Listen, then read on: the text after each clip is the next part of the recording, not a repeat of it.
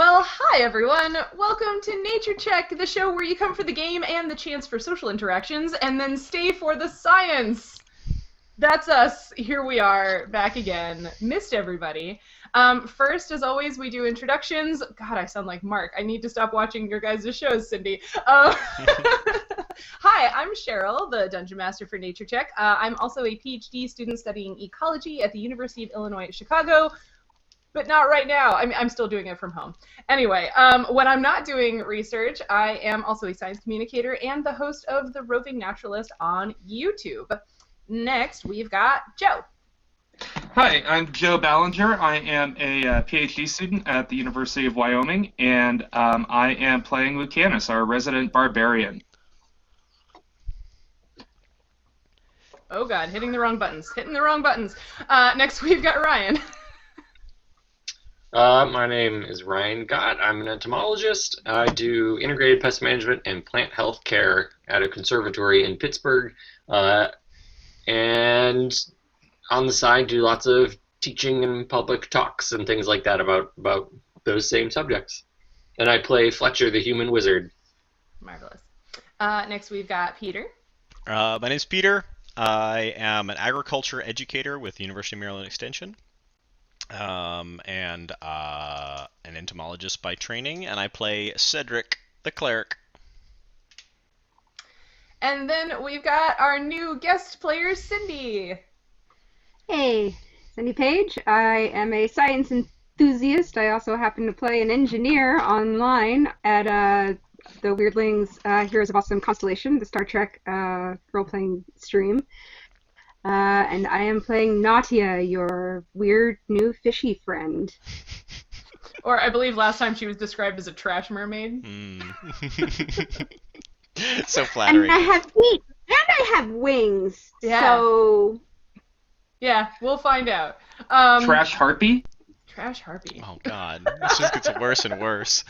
It's camouflage, okay? And our friend Nancy has chosen to be trapped in paradise during the coronavirus pandemic, so unfortunately we will not be graced with her presence this evening. We miss you, Nancy! However, Peter will be running her character Kay to his best abilities. We'll see what those are.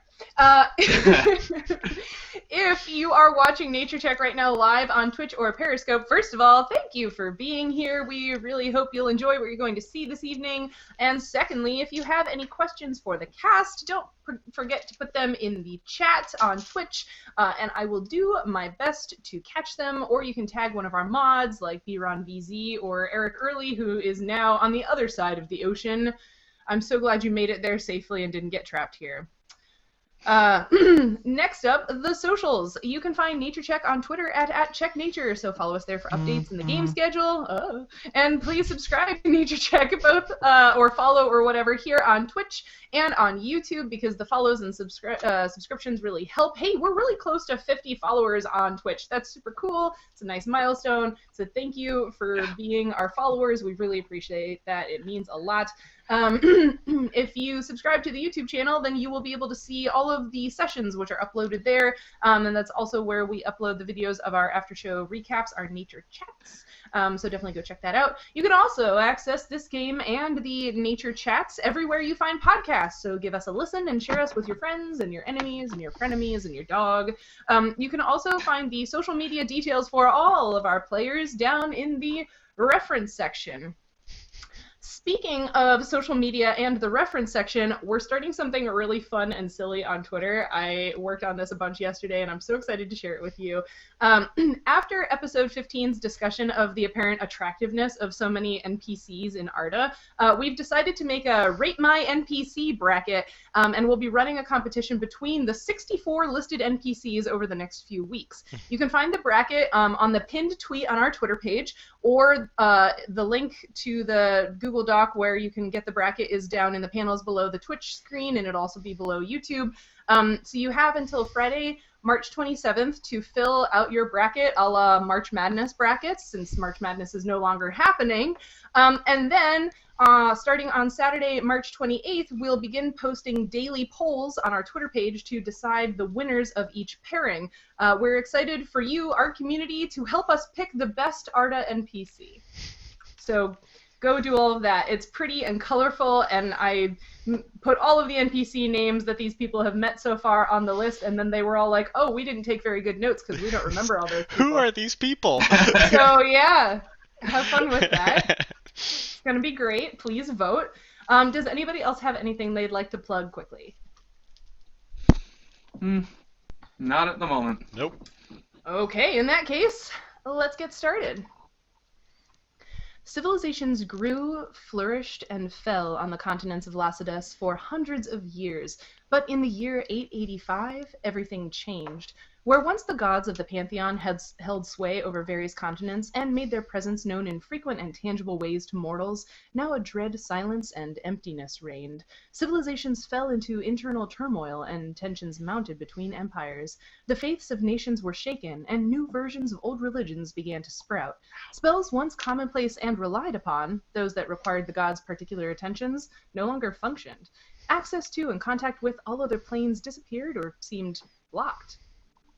The continent of Arda, still colloquially known as the God's Garden, was once the sacred and protected realm of Obed-Hai and Ilana. At the moment of the loss, the strong protective spells surrounding the continent fell, and the shores and interior became accessible to any who wished entry on whatever business. In 952, a ship from the Tenebrian Navy took shelter in the large river mouth at the southeastern corner of Arda, and the sailors erected a small fort for protection. Over the years, the fort grew into a town, and the town grew into a small city. While Tenebria officially holds no claim over Arda, no outside nation has yet claimed dominion over the continent, New Seychester is, for all intents and purposes, a Tenebrian colony. In the spring of 972, 4 young people from different lands encountered one another in New Seychester. Though their alliance was first formed out of necessity, curiosity, and coin, they have now come to trust and rely upon one another as they explore a strange new world.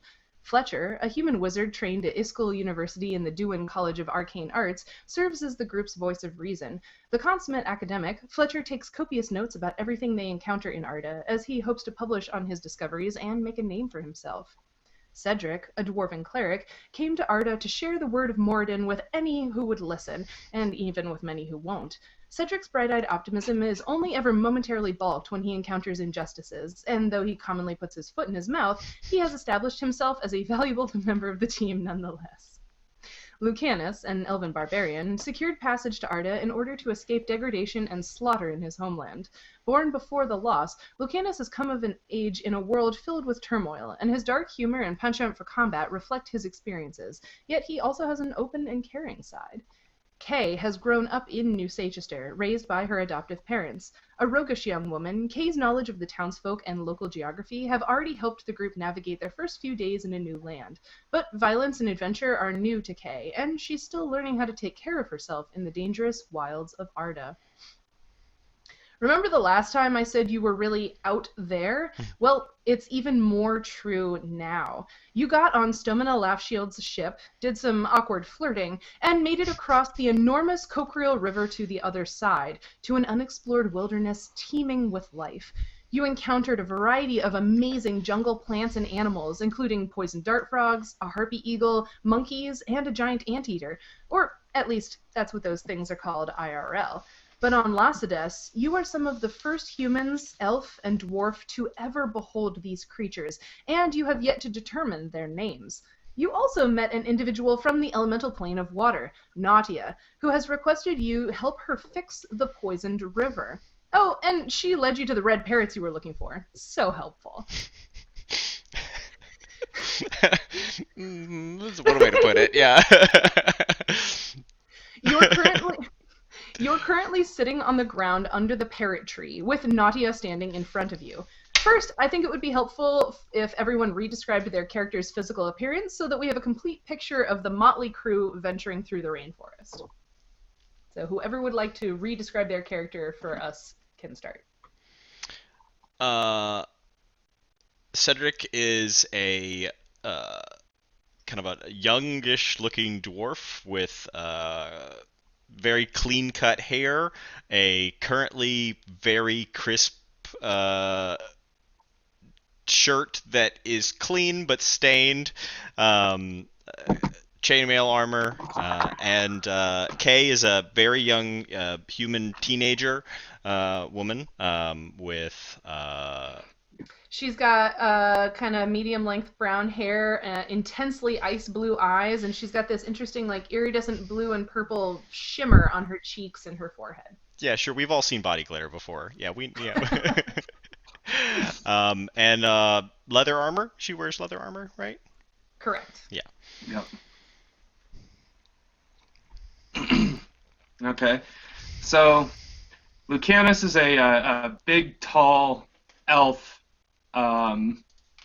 with just battle scars on battle scars, very heavily scarred guy that are pale lime green at the moment, and he normally walks around wearing heavy robes to just sort of hide himself because he stands out, being, one of the relatively few elves walking around, because there ain't that many of them. So Fletcher is a young human wizard, medium length, dark hair and a short beard, and just in basic wizard gear, a traveling robe and his staff, and satchels for carrying various things, and implements to collect samples of things so he can take back and study as part of his work, as part of the university. Yeah.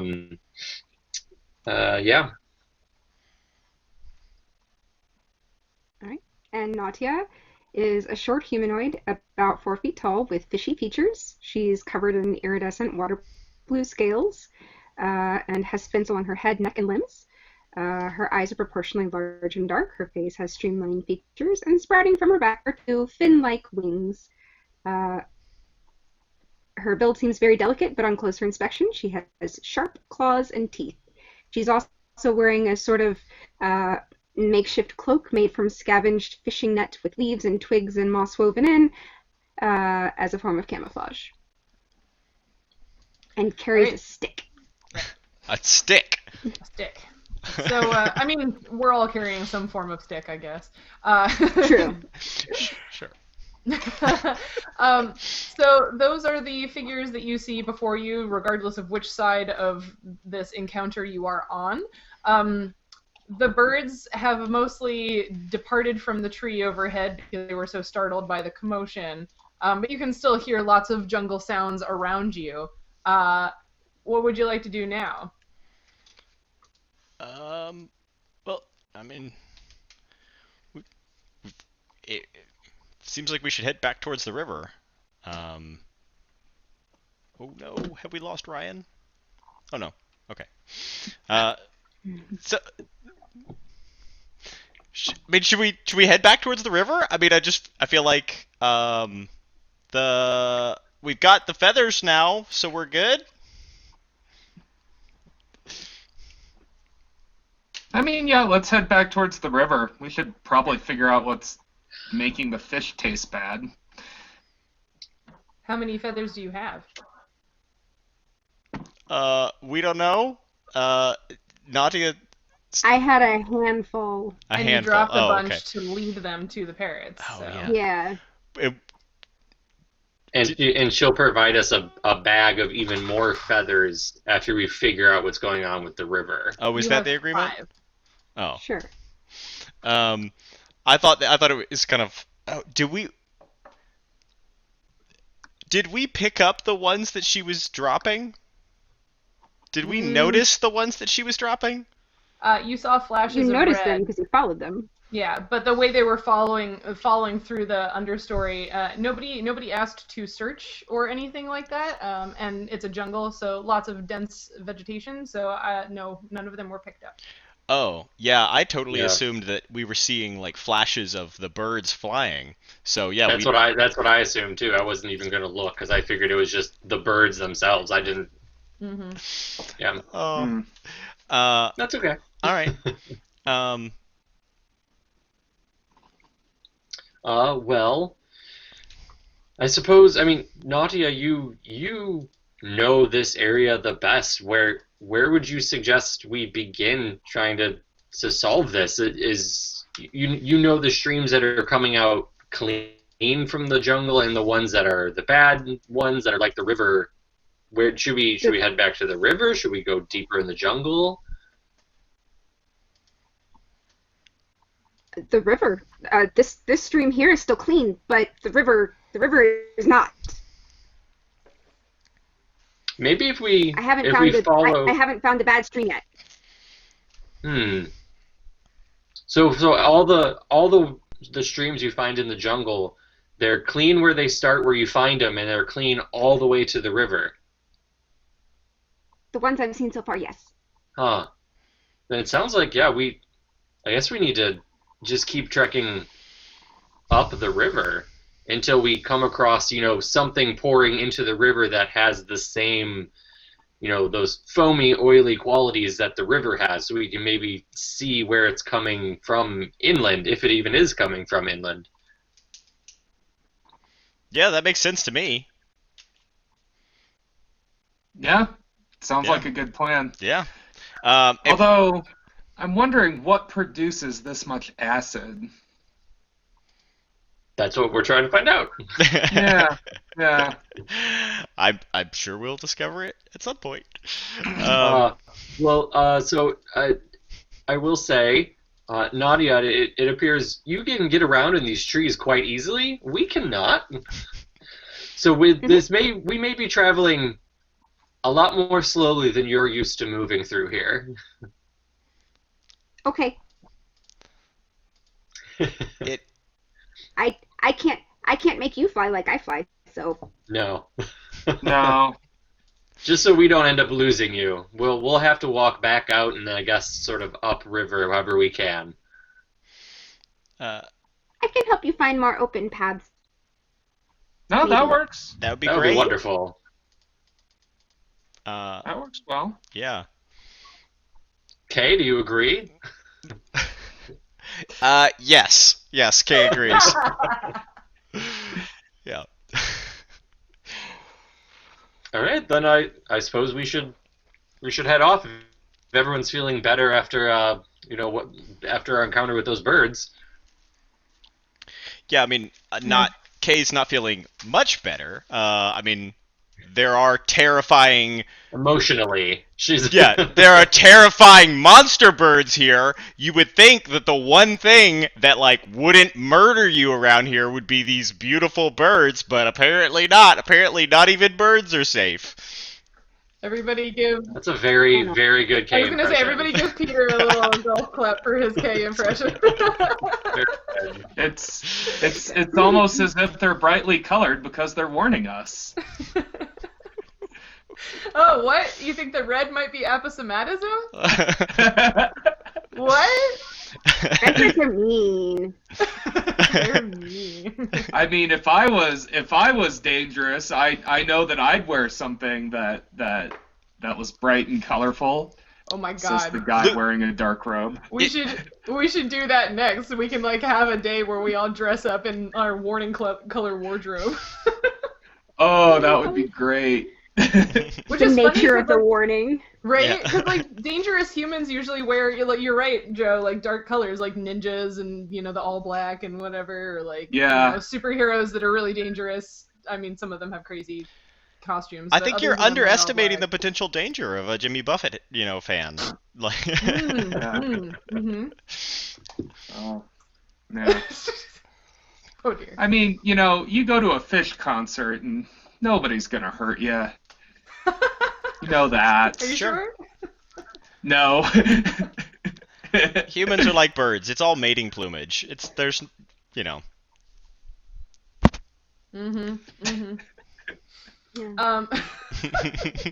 Okay, so you said you're headed away from this spot. Where are you going? I guess following. I mean, we have to go upriver and kind of following a path that Nadia leads us, if there's like clearer paths that she said she'd be able to find. Well, we're more or less following Nautia, I think. Do we want to go all the way back to the river though, or do we want to be like inland? I guess that's what we need to also like decide. Well, if we go back to the river, we could get back in our boat, sail upstream. By sail, you mean row. Yes. Row. Row upstream. And... But would it be faster just to walk beside the river, though? I don't know. I wasn't doing any rowing. That's up to you two.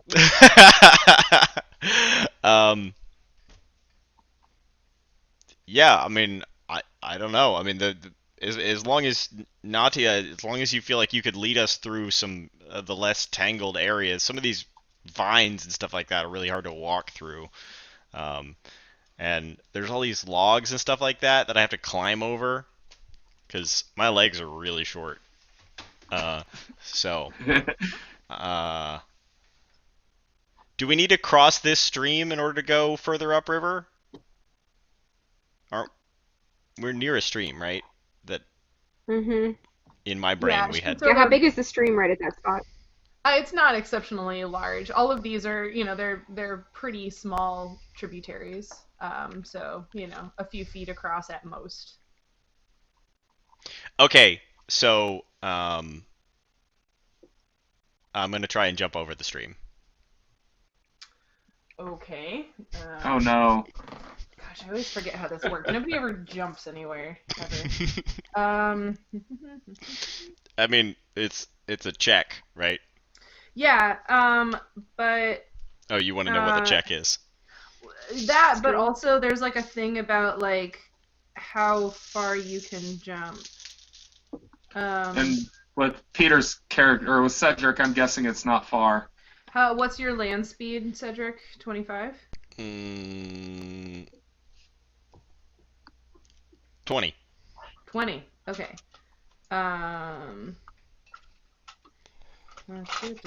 Are you taking a running start or not? Yes. Yes. Okay.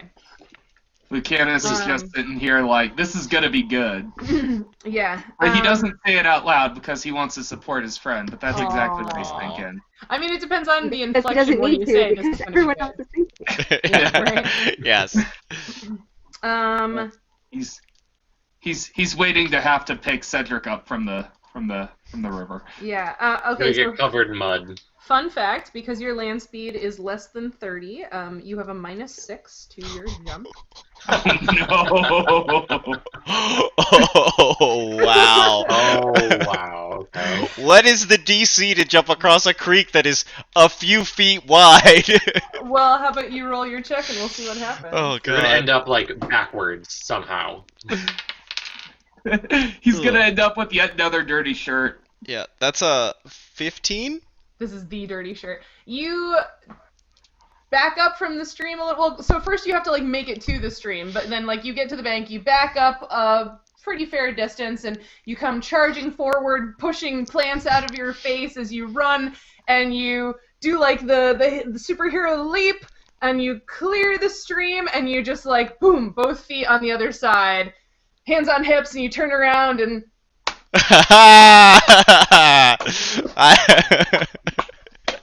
Everybody in the party just starts clapping and cheering.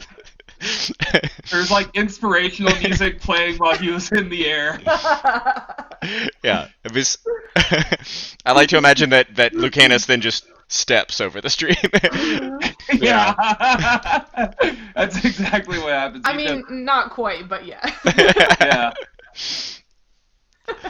He just sort of jauntily takes a leap that is little more than a step. Mm-hmm. All right. If you're... Come on, you guys. It's not that hard. Yeah. Because you got long legs. Yeah.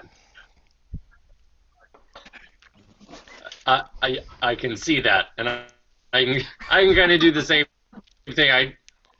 All I have to do is maybe hitch up my robes a little bit, but then I'm wearing like traveling boots, and I'm also almost 6 feet tall, so I can just kind of step across. Yeah, pretty much. And Nautia just sort of splashes through. Clean water. Clean, good water. I thought for I think you certain like there were going to be listening. giant leeches in this creek or something like that. Would you like there to be giant leeches? I sort of imagine Nautia in the creek like when a sparrow finds a puddle to take a bath, or they're just like...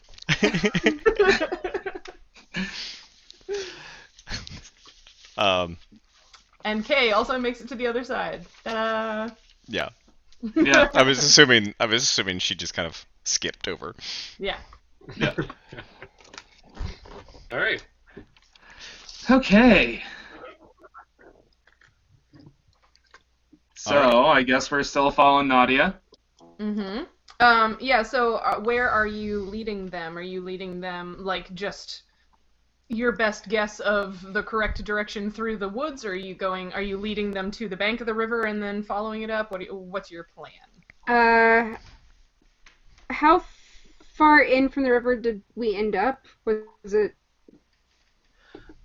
You were kind of a fair ways, because, like, if you remember, like, they walked into the forest quite a bit, and then they made it to your tributary, and then you sort of, like, led them kind of farther west, Okay. and a little, in, and then, so now basically you would have to go, like, you came back east and north a little bit to get to your tributary, and you've crossed it, and you would need to Okay. continue going east, following the tributary, or not to get back to the river, or you could just keep going sort of like northeast. Yeah, probably along the river is going to be, or along the creek is going to be some of the less dense foliage. So I'd say let's just keep going along the creek back to the river. Okay. Okay. Yeah, so you walk for a while following this creek. So the creek is on your right, and you are facing east, heading back towards the Cochrial River. Again, just an incredibly lush rainforest, all sorts of interesting vegetation around you, tall trees with huge trunks, little herbaceous plants with interesting flowers, vines, and the plants on plants that we talked about last time, those epiphytic plants that grow sort of on the branches of trees. And yeah, there's a variety of animals. Again, there are small monkeys in several colors in the treetops. There, every once in a while, you hear this weird, like, chirping, whistling call in the undergrowth that you think might be some sort of bird. There's other rustlings of other animals in the forest. There are birds in the trees, although you don't see any more of the red parrots right now.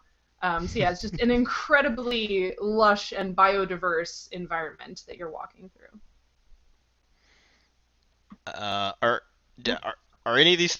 I think Kay is gonna ask Nautia. Are any of these like things that we should be worried about? Like any of these like flowers poisonous, or any of the rest of these birds deadly monsters, or those tiny monkeys? Do they like shoot poison darts or something? Are there any of the plants around us that are safe to eat? I mean, yeah, there are some things that are safe to eat. I didn't write down on any on my list, but yes, there are some. So just things... sort of an answer to that question, instead of saying what is dangerous, I will point to something and say, that is safe to eat. That is safe to eat. That is safe to eat. The rest is not. And then, do I see anything around that is any of the animals around that would, like, definitely you don't want to mess with them? Everybody can make a perception check. Why not?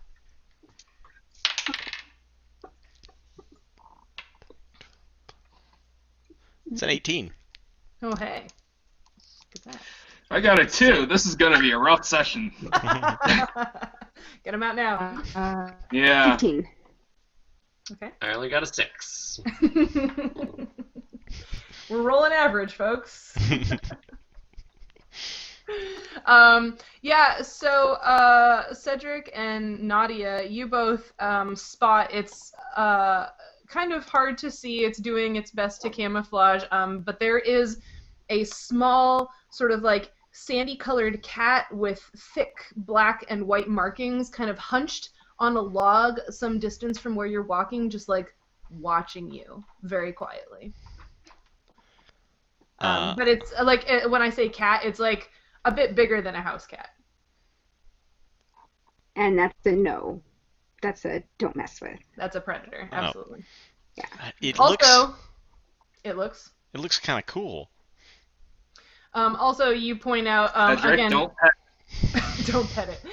Yeah, you also point out again. There's a variety of black frogs with orange horizontal striping. There are bright yellow frogs. All these, they're very tiny frogs. A lot of them are on the epiphytic plants or sort of on the plants that are in the undergrowth. And you know that those are really not good to mess with. So that cat, don't make it angry. Don't touch those frogs. Oh man, those So, frogs. sounds like it's a good idea to pretty much avoid most things here, unless we know for sure they're safe. And are you all moving? Like, are you trying to be stealthy? Are you not trying to be stealthy? I don't think. I'm not trying to be stealthy, but I'm not trying to make any more noise than I have to. Okay. Nautia, Yeah. there is also one other thing you might want to mention to them, if you so desire. You haven't seen them, but there is something very big in these woods that you know not to mess with. Would you care to share that with them, even if there isn't an example of it right in here? Yeah, sure. Yeah. So she describes for you these very, very big creatures that can get bigger if they're upset. They have basically the same body plan as all of you, but they are covered head to toe in reddish, kind of dark reddish fur. But they have sort of bare skin faces. So she explains that they're kind of like the monkeys, but have no tails. And they live in parts of this forest, and you should stay very clear of them. Got it. Yeah. Okay. So, Big, red, and furry. so they don't live here, and you're not gonna lead us to an area with them. I will try not to. Good answer. They move sometimes. As Are most organisms do. Yeah. Are there any signs we can watch out for? Like if they're in an area, do other animals disappear too? And like everything's afraid of them. Is there anything that might give us some clues along the way? What does their poop look like? You would know an area that they frequented by, they make sort of like big nest mats of vegetation, and they're so big that they do leave trails through the vegetation. But it's not that the other wildlife are immediately scared of them, no. Okay. All right. Well, that's terrifying. So, a giant flattened areas. That sounds easy enough to spot, I guess, since nothing around here is flat. At all, and there's just vines everywhere, so look for an area that doesn't look like everything else. All right, cool, we can handle that, no problem. Okay. So, yeah. Mm-hmm. So yeah, I would lead them until we can hear the river. Mm-hmm. But how broad is the shoreline on the river? Is there usually a lot of room to walk in, or is it pretty much jungle, drop straight into the river? It kind of depends. There are some areas where there's quite a bit of like sandy or muddy, opening, and other areas where there's not so much. So yeah, it's a little variable, but. Okay. Then I would basically try to get within earshot and then start sort of picking through the woods because I don't want them to end up in the river because that's bad. It is bad. You are correct. Yeah. Yeah, so you make it More to... acid than a fish concert. It's 2 fish references. Second fish concert reference. 2 fish references today. In like something 20 minutes. on your mind, Joe? Been jamming out a lot this week? Yeah. Just while running. Oh, Mm. all right. Mhm. Weird running music. All right. No judgment. I have a friend who likes to lift weights to the Dave Matthews Band, and I was like, That doesn't. Actually, it is good. hey, I have found it to be whatever good works. climbing music, oddly enough. In all seriousness. So as we're walking up the bank, Cedric is gonna ask Nautia. On the elemental plane of water, do you guys have like a god that you worship? Do we? I'm not sure. No. At least not. I mean, like you. There isn't like a god whose realm the elemental plane of water is specifically. But like, you know, being an element and a natural thing, and also like you said, you like to come and party here, so like, you know, you are at least familiar with Obadhai and Ilana, who are two different but related gods who sometimes cooperate and sometimes do not. But there is no like god of water. There's nothing on our plane, really, but there are gods here, or there were gods here. Oh, you know. I don't really worship anything. We just kind of are. That's okay. That's fair. I mean, you know, there's not really much point to worshiping any gods other than Moradin, so I don't know why really anybody but dwarves bothers. But you know, it's always interesting to hear other perspectives. But I personally don't even make an exception for Moradin. well, you're not a dwarf, so I mean, it wouldn't really do you any good, anyways. But did you know Obadhai or Alana? Like, did you ever meet them, or like, were they around a lot when you used to come to Arda? I haven't met them, but I guess they were around. That's cool. Always. Was anything else? I just like to come play in the trees. Gotcha. Sure. They're so fun. This whole desert is just so fun. Or jungle is so fun. I can totally understand why you'd want to come vacation here. That was Kay interjecting. Sorry. I really need to work on my character voices. That was pretty clear. Hey, you sound like you have a cold. Yeah, it's You got that husky voice going. yeah, it's all these flowers. I think maybe I'm allergic. It's I don't know. This whole jungle thing, it doesn't agree with me. I'm also sort of, every once in a while, if I see something edible, I'll grab a little bit and sort of stick it in my bag. Fair enough. Now, here's a Maybe dumb snap a little question. How do we know if it's edible to Nautia, whether it's edible to us? Eat it and find out. Where's your sense of adventure, Lucanus? That's what Cedric does. Yes, I was. Yeah. You literally just like picked sturge eggs up out of the dirt in that farmer's field and like ate them. So I don't know why omelet. you're squeamish all of a sudden. We made an omelet. Yeah. Anything that Cedric sees Nautia pick up and like put in her bag, if he sees like a similar looking thing that he thinks is probably the same thing, he's also gonna pick it up and put it in his bag. Yeah, Lucanus is doing the same thing. Okay. Since you are trying your best to identify what she's picking up and grabbing similar things, how about survival check from each of you? Oh, Was that a nat 20? That's a nat 20, so 22. Thank you very much. Unkillable now. Perfect. I have survived. Oh. Big words. Yeah. Big words from a small man. A small man whose entire party was killed last night in my other game. It was like TPK in your Yeah, other game? yeah, Oh no! Yeah. Aw. You need to win. No, Peter, don't make this like a "We Are Golden Gods" moment from Critical Role, because you know how that Oh ends. yeah, no, yeah.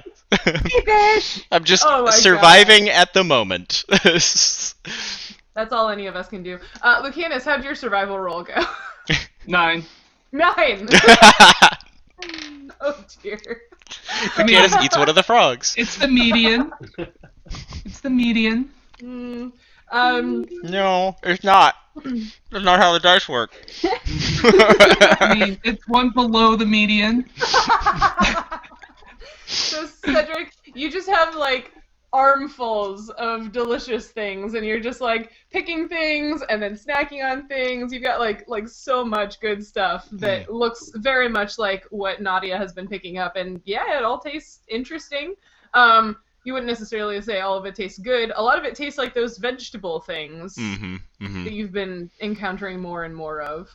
Yeah, some of those are good. That's true. Lucanus, you like grab for some stuff pretty confidently and put it in your mouth, and it immediately tastes really bitter, and you spit it out, and then you like try something else, and you wind up sort of like pulling the leaf off of something and stick it in your mouth before you even realize that the sap that's coming out of the leaf and out of the vine that it came off of is like really like sticky.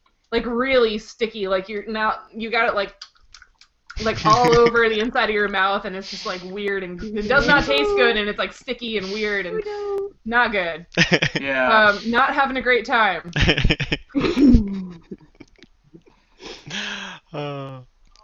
I'm still gonna be trying to find a snack. Your mouth is stuck closed, so good luck. I admire that indomitable spirit. Yeah. Forest snacks. Forest snacks. That's how I hike. I used to do that in the forest where I grew up. Black birch is a common tree, and you can pull twigs off and chew on it, and it tastes like root beer. Oh, cool. Nice. Sassafras trees. Well, sassafras is a trees. different... Yeah. Yeah, sorry. Fun fact, my brother is allergic to sassafras. Is that a fun fact? I don't know. Does he think it's a fun fact? He didn't think it was fun when I dug it up and decided to make my own root beer and grated a whole bunch of it in our kitchen, and he almost died. No. Foraging, fun, also dangerous. All right, so you're sort of walking northeast to keep the river within earshot. Are you doing anything else as you walk besides finding forest snacks? I would say any things that they're collecting. Fletcher, it's probably like, I would think I'd collect a few samples of any plants that are producing seeds, thinking that I'm going to go back and try to propagate them to study plants. Oh my Not gosh. because right now we're doing things, so I don't really have time to take tons of samples of things, but at least grab a couple of vials that I do different, what look like different species of plant, at least to me, and then put seeds in them.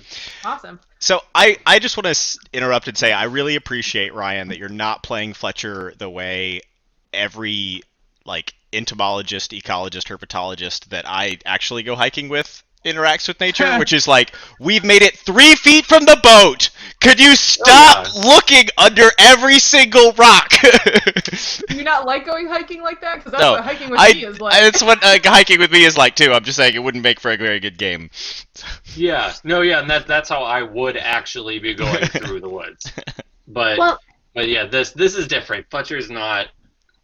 Yeah. He's not like into it to look to like explore every nook and cranny of nature. It's like, it's basically just like a shotgun approach, try to gather a bunch of stuff so that you will, if you grab a bunch of random things, you'll find at least a few things that become something that you could use to become famous. So on the bright side, much like ecologists 40, 50 years ago, basically anything you write up will be new and exciting for the research field because nobody's done it yet. So you don't have to try very hard.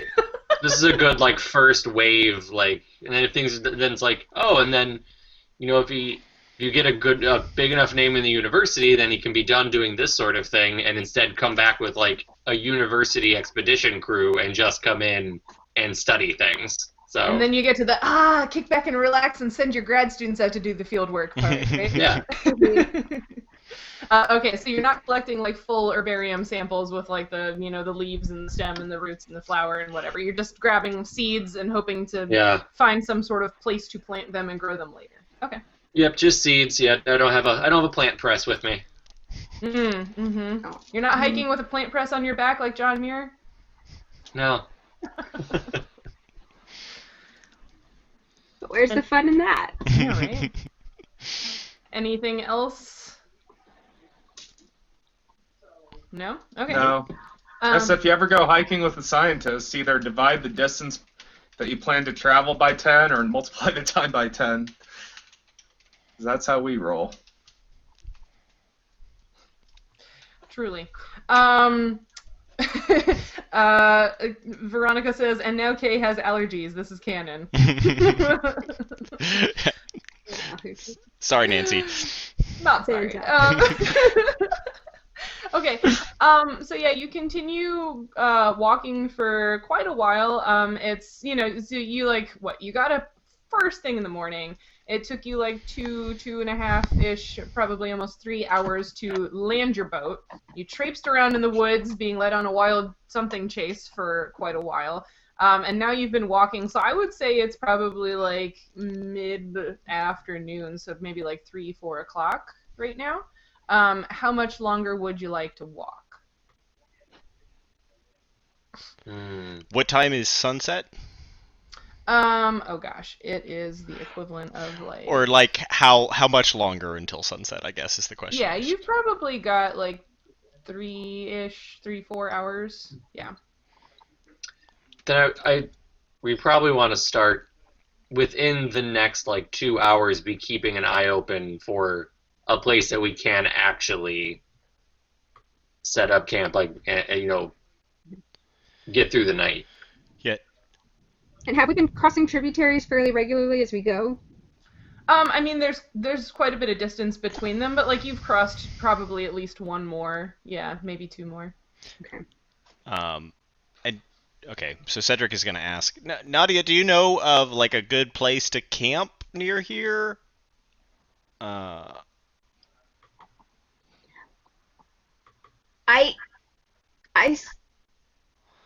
Can you sleep in trees? I I don't sleep know. in trees. I've never tried.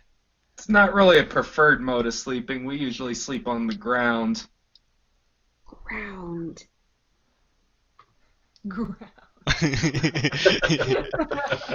Is there a good safe spot on the ground anywhere nearby that I know about? I mean, define safe spot on the ground. Like, Uh, there's lots of ground. somewhere that's fairly open, and has a little bit of clear space, but also not too close to any of the bigger predators. I mean, yeah, there are some places like that. Yeah, so They don't tend to come like super close to the river, right? They mostly stay in the in the thicker part of the jungle. So yeah, like there's probably some spaces around here that would work. Yeah. Plus, the river is So, yeah, I acid, so think- no alligators. Is that how that works? I hope so. Sorry, Sydney. yeah. So I would probably sort of pick a path up to the next step that's sort of like that, Okay. and say like this. Yeah, so she's found a spot that's, it's not very large, but there is a little bit of an opening with not as much vegetation in it or above it. Looks like maybe a tree fall spot at some point. Yeah, this looks... And I sort of point around like, don't touch those plants. There are bugs over there. Yeah. Good bugs or bad bugs? Itchy bugs. Oh, okay. All right. Are This looks there- good to me. Yeah, are there, within this little area, are there any, like, large trees that we can try to camp, like, up against the trunk, or, like, buttress roots that we can kind of be, like, Ooh, yeah. you know, kind of, so we kind of have, like, shelter on the sides of us and kind of be up against a tree so we can't really be approached from, like, directly behind? There isn't a tree with buttressed roots right here, but there are some trees with big trunks, yeah. Okay. Well, we like big trunks and we cannot lie. Here it is. Yep. Yeah. Looks good to me. Looks good to you. Yeah. Well, I've got all these nuts and berries and leaves that I've been picking up for a while. I don't know if any of them are vegetables, but we could eat all of them. This one is my favorite. Mm. Oh, also, did we pass any more of those cashew trees? Because I would have grabbed a couple of pods. Yeah, you've passed a few more of those, yeah. Okay. Nice. Well, let's get a fire started. Yep. I got a flint and steel, so I can start it. Okay. All right. So yeah, you do the thing where you make camp. We Yep. do the thing. So, And I would Yeah. roast at least one of the pods over that while we Okay. have it. Yeah, do you guys have like do you have rations with you? Yeah. I do. Yeah, we brought some rations. But Cedric's just gonna eat all the stuff he gathered. Well, yeah, I mean you have a lot. Yeah. So, yeah. All this fresh stuff. Yeah, I'm assuming that it's a lot of like that there's like nuts that I can like roast Mhm. and leaves that I can roast. Yeah, you even pulled up some tubers, so nice big starchy roots of things. So yeah, you've got a wide variety of stuff. You've even got some of those flowers that smell a little spicy. So yeah, you've got a smorgasbord. All right, in that case I get like a big flat piece of bark and I kind of like lay it out and I make like a whole charcuterie board kind of thing. Big plate for everybody. Nice. I love it. Vegetarian Nice. charcuterie. So Yeah. fancy. Yeah. Yeah, I'm a pretty fancy I don't know. I mean, I know we've just met, but I'm known as the fancy one of the party. So.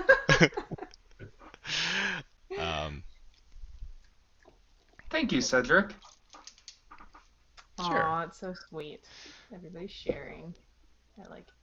I would also go digging under if there was a fallen tree nearby. I would go digging for some grubs as well. Okay. The Lion King. Yeah, sure. Okay. Something squishy and edible. That'll be all for you. Mm. Yeah, I mean, I've been watching you guys just following me all day long, so I don't Yeah. even think about it. I'm just grabbing the food that I like. Yeah. Cedric might try it, actually. yes, Cedric is definitely going to try that. Kay is going to go throw up in the bushes. Aww. Even from the vegetables? No, but when she sees Nautia and Cedric eating grubs, she's Oh. yeah, she's That feels accurate. mm-hmm. Yeah. Lucanus is taking part in it, so he thinks they're good. I like your guys' sense of adventure.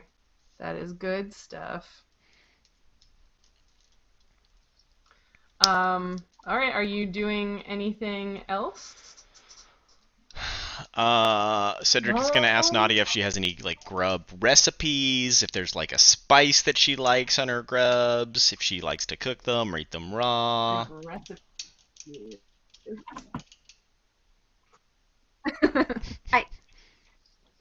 Sometimes I cook them in fire like the nuts, but spices?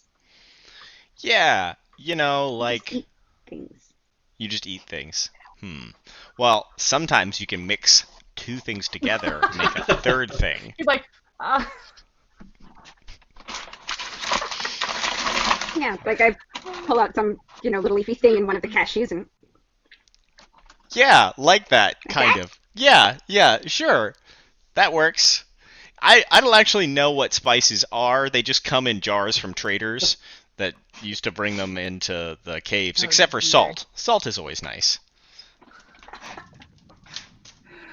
You can mine salt underground. I assume.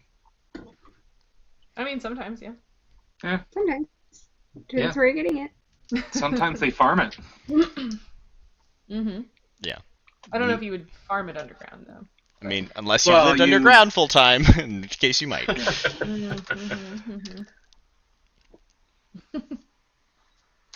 All right, are you doing anything else besides having this culinary discussion?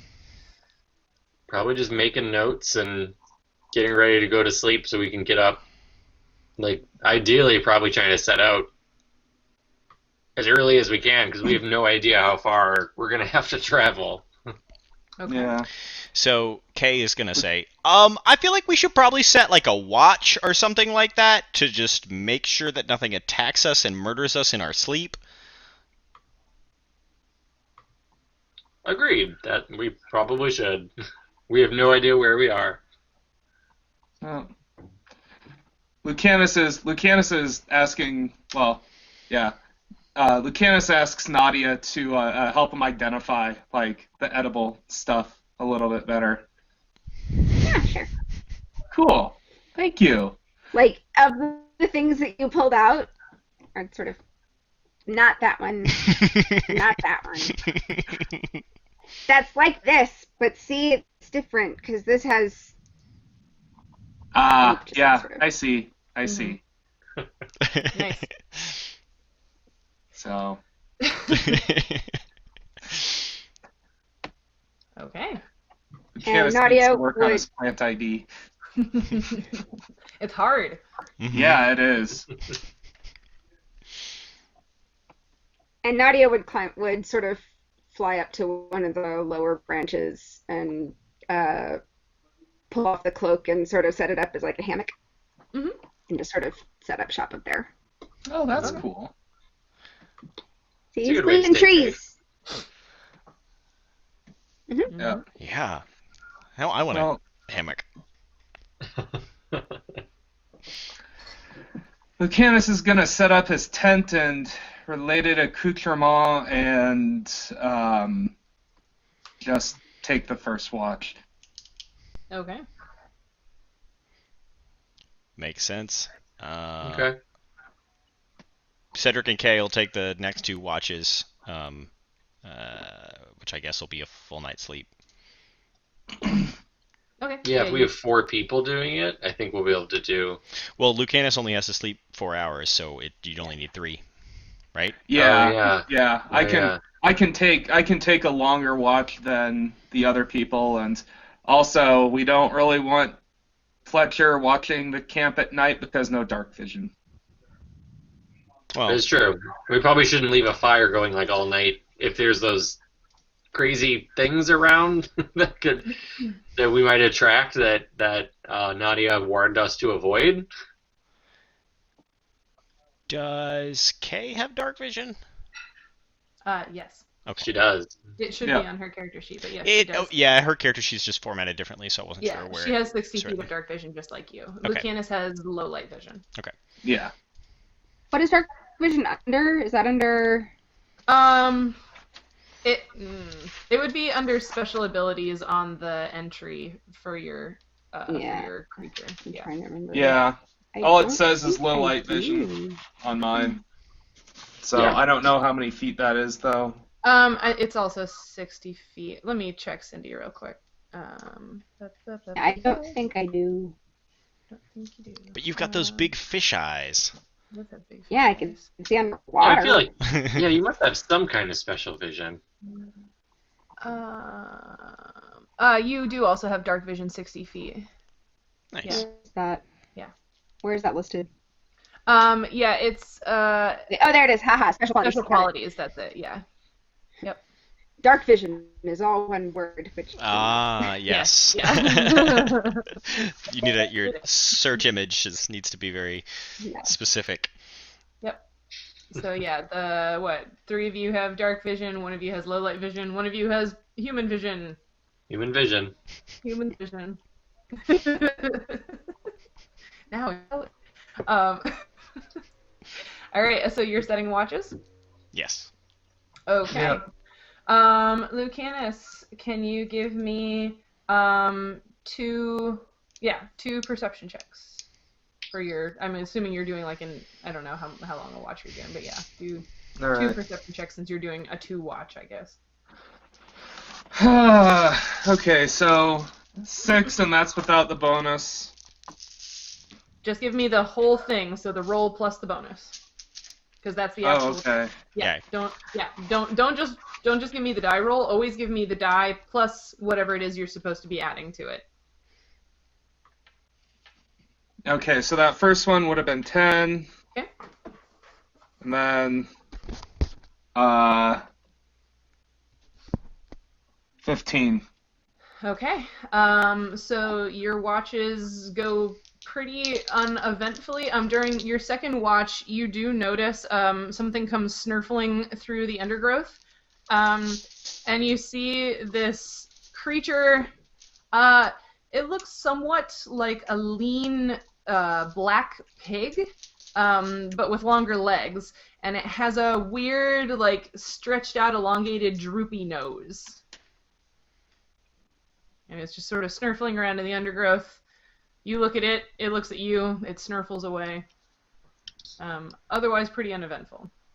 Lots of good eating on one of those. On a tapir? You're gonna eat a tapir? I mean, sure. Yeah, you think Lucanus wouldn't eat a tapir? I mean, I'd eat a So tapir. cute. I mean, my character would, but I would too. Okay. Oh. I'm so glad that my description worked, because I was like writing all of this, like, how would one describe a tapir to someone who didn't know what a tapir was? Like, And just the word snurfler, just Feels the very, yeah. thing that pops into your head when you say the word snurfler is what a tapir looks like. I mean, pretty much. That's fair. It's Yeah. valid, yeah. Yeah. When I worked at Checks the out. zoo, I had one snurfle my arm, and I was like, I'm never washing this arm again. It was so great. Aww. But yeah, otherwise your watches, I mean, again, like the jungle, if it's possible, seems to get even louder when the sun goes down. There are lots of things living in this place. There are so many sounds. Stuff in the undergrowth, insects, and, nighttime birds, and it's very loud, and there's a lot of stuff, but you don't see or hear anything that seems immediately threatening. David Attenborough just walks by and says hello, and then I know, right? goes off into the woods. Here you see the Lucanus in his natural habitat. All right, who's up next? Cedric and Kay. Cedric is next. Cedric is next. Cedric, perception check. That's a 12. That's a 12. Yeah, so first you notice that when Lucanus is finally in his trance, that it seems to not be necessarily super restful. That's something he's noted before, but this is the first time anybody's been awake to notice it.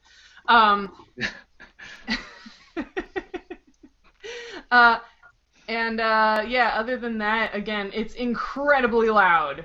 So loud. Wait, Lucanus or just No, the jungle the itself? jungle. Oh, Sorry. okay. Yes, the jungle is loud. Not Lucanus. It is, yeah, it's very loud, but you don't see or hear anything that seems especially threatening. All right. Nothing snurfles. Nope. Kay gets a. Oh shoot. Oh, shoot. It's a 12 plus, or I'm not sure. Plus 5. It's, Wow, okay. 17. Is that? I think. Yeah. She has a +6 to perception. Oh, a but yeah. +6. Okay. Yeah. So, As you two are sort of changing places, doesn't matter. Just yeet your coworker over there. I wasn't a yeet. It was just like a shift. Plop. As you two are shifting places, Cedric, Kay stops and like puts a hand on your shoulder and is like with one shaking finger like pointing behind you. Just in time. Switching screens. Just in time for you to feel something like reach out and hit you from behind. And that is a... A friendly butterfly. Does a 21 hit you? Does a 21 hit me? Yes. All right. So you feel something reach out and sort of like hit you and like wrap around you from behind. Oh, like good. a hug. It's a hug. It's a hug. Forrest is hugging you. Some animals just live on affection alone. Mm-hmm. Yeah. Right? Yeah. Not any animals I live with. And that does... I mean, I would just assume that your cat lives on light, given how much of it they absorb. Yeah, it's true. Yeah. Is that not the case? Yeah, she's like the fungus inside the Chernobyl reactor, whatever. Yeah. And can you give me a grapple check? That's a 20. Oh, wow. A dirty okay. 20. A dirty 20. Wow. Okay. So it wraps around you and does 6 points of damage. Oof. But you, like, because Kay was sort of, like, pointing, you managed to sort of, like, scoot forward, and it doesn't actually, like, hug and hold you. That's Cedric. I scoot in combat. Yeah. Yeah. And I would like both of you, which is, I guess, just single you, to roll initiative. That's okay. I got 2 dice. Hey! This one's K. Notice, Nancy, I painted my nails on my K hand. Cedric's no nails. I was wondering what you were doing. That's brilliant. I love it. Wonderful. Cedric got a 17, and K got a... Where is initiative? I wish our sheets were formatted the same. Her initiative, she has a +4 to initiative? It's an 11. An 11. Okay, so Cedric had a... 17. 17. Okay. Okay, has an 11. Okay. So that was the surprise attack, but it's gonna go again. Can I have another grapple check from you? Yes. That is a 13. Okay, so this time, again, something, it's like weird, it's like not very big around, but it's heavy feeling when it slams into you, and it grabs you from behind, and you take another, what is that? 9 points of damage, is that? Yeah, Woof. 9 points of damage. Whoa. Yeah, and you are now being held by this thing around your waist, basically. Yeah.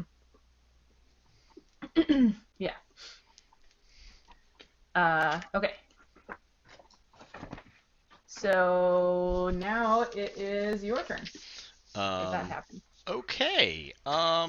Interesting. I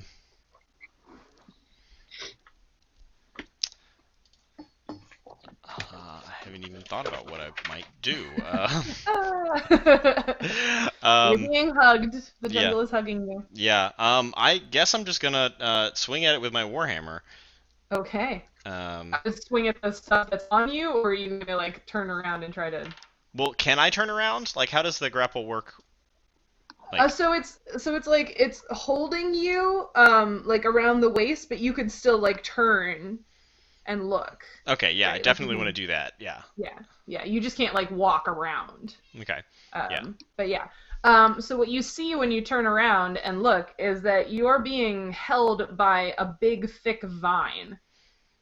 And the big, thick vine is attached to even more bigger, thicker vine. Yeah. So wild Tangela appeared. Basically. Only it's much less cute and much less nice. Yeah, I guess I'm just gonna try and like crush the vine that's grappling me. Okay. Oh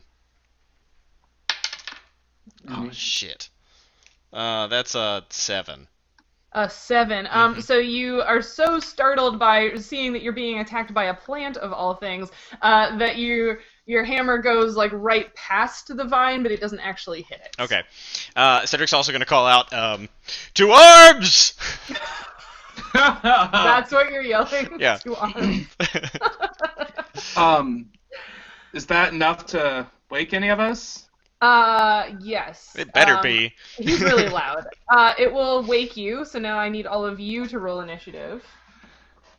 I got a 20. Where did I put my pencil? Nat 20. How did I do that? There it is. A nat 20. With your initiative, it's what? That's what I'm trying to find. Anybody else? I have a 9. You have a 9. Big ol' 7. And a 7. Good grief. So I plus left 0 all this- on initiative. I left all of this space in the top of my initiative list for you guys, and then... No.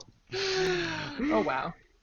That's good. We're all a little slow right now. That's fine. Whatever. Yeah, groggy, just waking up. Plus 2 is my modifier, so 22. 22. Okay. Awesome. Okay, so that was enough to wake you guys up, and you will appear in that initiative order. Kay gets to go first anyway, though, so now it is Kay's turn. Okay. Also, Veronica says that Peter's cat is always her favorite guest star. Aww. Sorry, Cindy. Nothing personal, Cindy. And hello, L Young 50. Welcome to the game. Hello. But yes, it's Kay's turn now. Okay. So Kay is going to. So Nancy doesn't have anything written down for attack bonus for her sickle. Is it the same as for her short bow? No. Oh. She doesn't have one for her sickle is she not because she proficient? has a. No, it's because she has a low strength. So she has a 1 base attack bonus, but it's canceled out by her -1 strength. So. Okay. Well, Well, I think Kay's still gonna attack with her sickle because I mean, if there's one thing that you should be able to hit with a sickle, it's a vine, like it's plant monster. I feel like that's appropriate. Yeah. Right? Plant monster. Right? Like so. Yeah, you don't have Roundup. The so you might as well use sickle. Yeah, mechanical pest management. All right, yeah. So the serendipity gods will have to. Do it. Ooh, that's 16. Ooh, that's a hit. All right. Roll me some sickle damage. Way to go, Kay. Yeah. Yeah. I think I consistently do better when I'm playing as I everybody was else. about to say that because you at 20'd when you were playing Lucanus. Yeah. And... That's only 2 damage. Yeah. Only 2 damage. It's Okay. just First- 1d6, right? First so crit yeah. of the game. First crit of the game. Okay, But yes. didn't Peter get me knocked out when he played as Fletcher at the farm? But you are, to be fair, you are very squishy. No, he didn't. He used up all your spells, but he didn't get you knocked out because he was playing you very carefully because he didn't want you to get hurt. Ah. But I did use up your spells. So you did use up all his spells. Okay, so yeah, Kay sort of reaches around Cedric and he takes a little bit of a bite out of the vine with her sickle, but she didn't like move any closer to it because scary jungle things. Fletcher, you are hearing this noise of Cedric yelling, and you are just waking up. What would you like to do? I'm guessing it's still just dark, right? Yeah, it's very So dark. I And can't see anything. Did you guys put your fire out? It sounded like you were not going to leave your fire going. I had suggested putting it out because of those other things that might be attracted to it and find us. Okay, so yeah, if you put your fire out, then there is no light for you right now. Well, since I'm laying down, I'd use all my movement to get up when I hear what's going on, like to get upright. Yeah, that's a move action. Yeah, and since it's completely dark, I have no. I mean, do I have any sense of how close they sound like they're to me? Like when I hear what's going on, are they far away? Give me a perception check. Okay. I'm assuming you guys were all sleeping in like pretty much the same area. Yeah, we were. That's only an 11. Okay, I mean, yeah, it sounds like they're pretty close. You don't have like a great bead on exactly how far away or how close they are, but like, yeah, they're still within your campsite, basically. Okay. Well, then I'm just gonna have to use my turn, I guess. Casting. I pull out my my staff and I cast light on the staff so that it lights up where we are, so I can actually see what's going on. So that creates 20-foot radius of bright light and an additional 20-foot radius beyond that of dim light.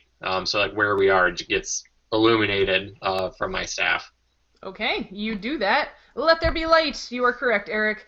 All right, so now it is lit up, and now you can see at the end of your turn that Cedric is being hugged or tangled up in some sort of large vine that Kay has just taken a whack at.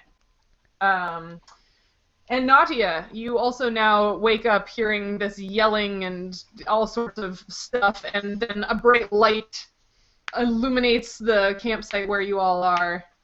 So I guess, well, you're actually up in the tree. So yeah, you hear all of this on the ground below you and see the bright light appear and... Yeah, so I would... We did establish that I have a knife, right? Yeah.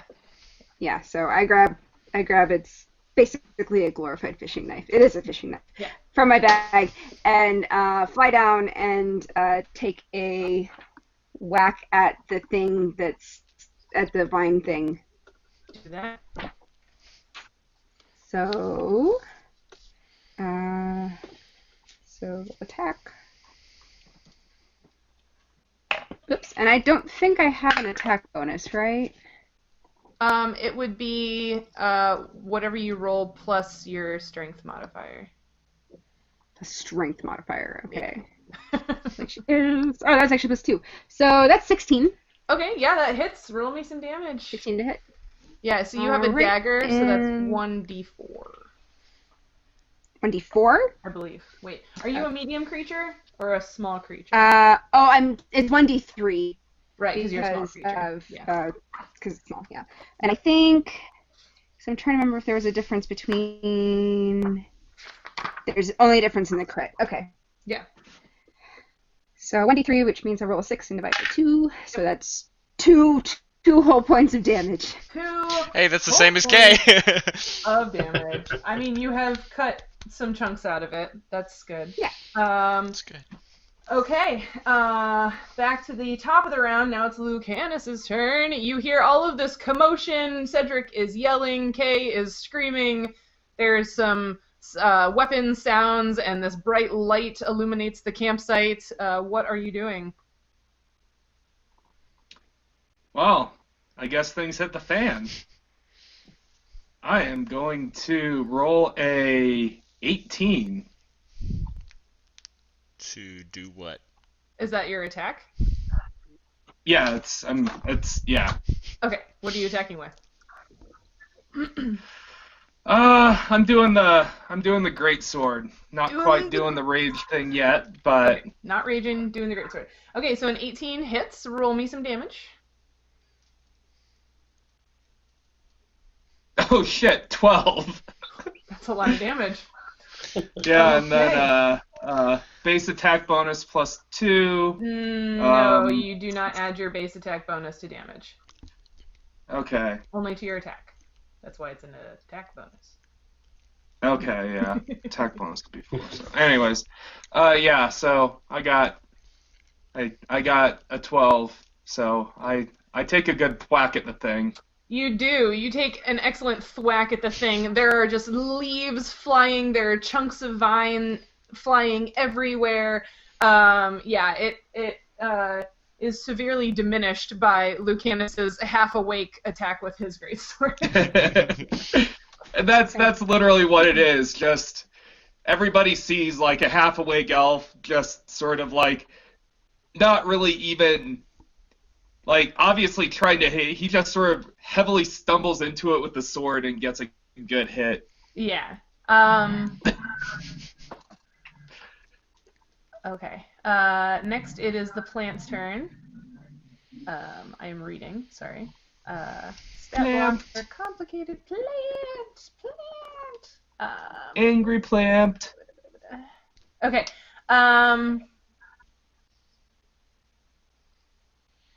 Oh, okay. I need everybody to, well, except for Cedric, everybody to give me a reflex save. Da, da, da, da. 21. Wow. 2. Oh. No, that's not good. No, that's not good. I was doing so well there, too. I know you were. It's okay. How'd the dice roll? My dice roll was 2. Oh, man. And I don't know my bonuses. I'm gonna bet that doesn't beat the DC. It doesn't matter. Okay, how about probably K? What did K get? Oh, shoot, I didn't roll for K. Shoot. I forgot I had to roll for K. Oh, that's why I was asking. I got you. Oh, no. K. Oh, no. That's a 12. Just missed it. Oh. You said that was a reflex save? It was a reflex save. Yeah, that's a big 5 for me. Big 5! Love it. Okay, so all of the vegetation in the area sort of like, it like twitches and all of a sudden starts wrapping around y'all's ankles and up your legs. And you are now, all except for Fletcher. Yeah, because K got a 12. Yeah, so everyone except for Fletcher, you are now entangled, which means that you do not have a move speed right now. So you cannot move around. So those of you who are in melee with the plant, which I guess is, Kay, Lucanus, and Nautia, you are stuck there. Fletcher, you see the plants start twitching, and you realize, you think what's happening, you're familiar with lots of different kinds of spells and spell-like effects, and you manage to just sort of like jump out of the way and onto a patch of bare ground in time to not be entangled. So you still have movement on your turn, but everyone else is entangled. And the plant is also going to, let's see, there's 3 of you in, of course. Okay. So Nautia, it is also going to throw a vine out towards you. Does a 15 hit you? I just looked that up. Where to go? I just looked. Oh, that's armor class, right? My armor class is 16. You said 15? Yes. Oh-ho. Ha. All right, so the vine reaches out towards you, and you sort of like lean, because you can't actually move, but you just like... so it does not get you this turn. So yeah, that's what it do. Cedric, you are still grappled. I don't get to roll for it? Not until your turn. Oh, okay, yes. All right. You can choose to use your action to break out of a grapple. No. No. No. No. Okay, but it is your turn now. Okay. Oh, okay. That yeah. So there is the like the smell of heated metal and kind of burnt hair. Cedric Ooh. glows a little bit, and just casts Cure Light Wounds on himself. Very close to being unconscious. Oh no. It's 8. So Okay. for eight You hit do points. that. Yes. So it's a much better place. Yeah. And I guess that's my turn. I guess that's all I can do. Yep. All right, and then it's Kay's turn. Cool. So Kay is gonna take a swing at the vine that is grappling her with her sickle. Oh wait, is she? Okay, so she is not grappled by the vine. She is entangled by the plants on the ground. So she can either try to break out of the entanglement, or she can continue attacking the vine. Or she could do something else, but like those are the two like Right. attack. Okay. Yeah, because she's still close to the vine that's wrapping around Cedric, right? Correct. Yeah. Kay cares about me. She's definitely gonna try and cut through the vine that's choking the life out of me. Okay. Yeah. Totally. That is a there's no attack modifier, right? Shit. All right, that's a 12. That's a 12. That's a miss. All right, that's all Kay's got. That's all Kay's got. Thanks for nothing, Kay. Fletcher. Hey, she tried. She tried. I'm guessing. So this vine is coming from like a sort of like off-site and entangling him. So like if I were to try to cast at the vine, I don't have to cast at the vine that's like around him. Right? No, yeah, like as you, hi, Bug Gwen! Oh, hello! Hello! Welcome to the game. Gwen. Very excited. Gwen.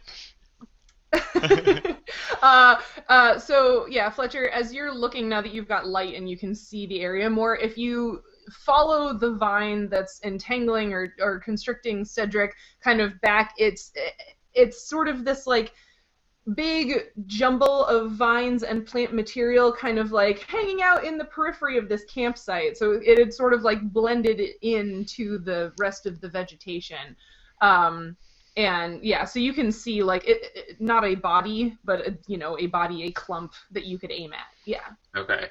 How far away is it from me? It's probably like 10, 15 feet away. Oh, okay. Yeah, you guys, again, this was not a huge campsite, so you're all fairly close together. I didn't know if it was like a vine coming from like way, way far away, like Jumanji style when it like comes through the house. No, not quite that extreme. Okay. Well, I'm going to try to cast a ray of frost over at the like that main mass of the plant material that I see off-site. Okay. All right. Still don't have super great spells, but Okay. What is that, an attack? it is a ranged touch attack, A ranged touch attack. Okay. and total I got was 15. That's a hit. Roll me some frost damage. Okay. 2 cold damage. 2 cold damage. Yeah, so you loose this little bead of like kind of white light and it goes zipping past Kay and Cedric, and it hits the plant conglomeration, and a little bit of frost kind of like moves up the vine that's surrounding Cedric, and it looks like you did some damage. Thank you for enjoying my evil laugh, Veronica. Next, it's Nadia's turn. All right. So if it says full attack is 2 claws, does that mean 2 separate claw attacks? Oh geez. If it specifies full attack is 2 claws. We've never done unarmed stuff. Yes, full attack is 2 claws, so yes, that is claw. Yeah. Okay, yeah, so basically then I'm going to drop the dagger. Nice. Yeah, basically how this version works is that like you can either do a movement and like a partial attack, so like you could have moved and used 1 claw. A full attack is you're not going to move this round, but you can do claw or whatever. Well, I'm entangled, so I'm already not moving, so Right. I'm going to claw at the big vine. because he's Marvelous. still caught, right? Mm-hmm. And I'm going to claw twice. Do it. So first one is a fail. That's a natural 1. Oh no! And the second one is a 19. Plus 6. All right. So, So I mean, you're- technically that natural 1 comes out to a 7, but I don't think that matters. So with your first claw attack, you're still sort of like caught off guard or off balance by all of the plants grabbing your legs. So you reach out to claw the vine, and like your fingernail or your claw kind of like catches a little bit of Cedric's chainmail instead. But with your second claw, you do hit the vine. So roll me some damage. All right. And that's 3. Nope. 3. Yes, 3. 3. Three. Yes. 3 damage. Wow. All right. Yeah. So you take a swipe, and there are now, like that part of the vine is looking pretty shredded. It's still holding Cedric, but it looks a lot less sturdy than it did when we started things. And that brings us back to Lucanus. So, without being able to move, would I be in range of that big mass conglomeration that Fletcher hit? Yeah, that's pretty much where you ran up to when you first ran and hit it. Okay. So, let's see. I am going to rage. So, all the physical form changes and all that. Yeah. Black eyes, black hair, jade green scars. And I got a 6. Total? Let's see, I had my attack bonus. So yeah, that would be an 8. And wait, you got a 6 on the die. You added Yeah. your 2 base attack bonus. You also add Your Is strength your- modifier. is your greatsword a 2-handed weapon? Yeah.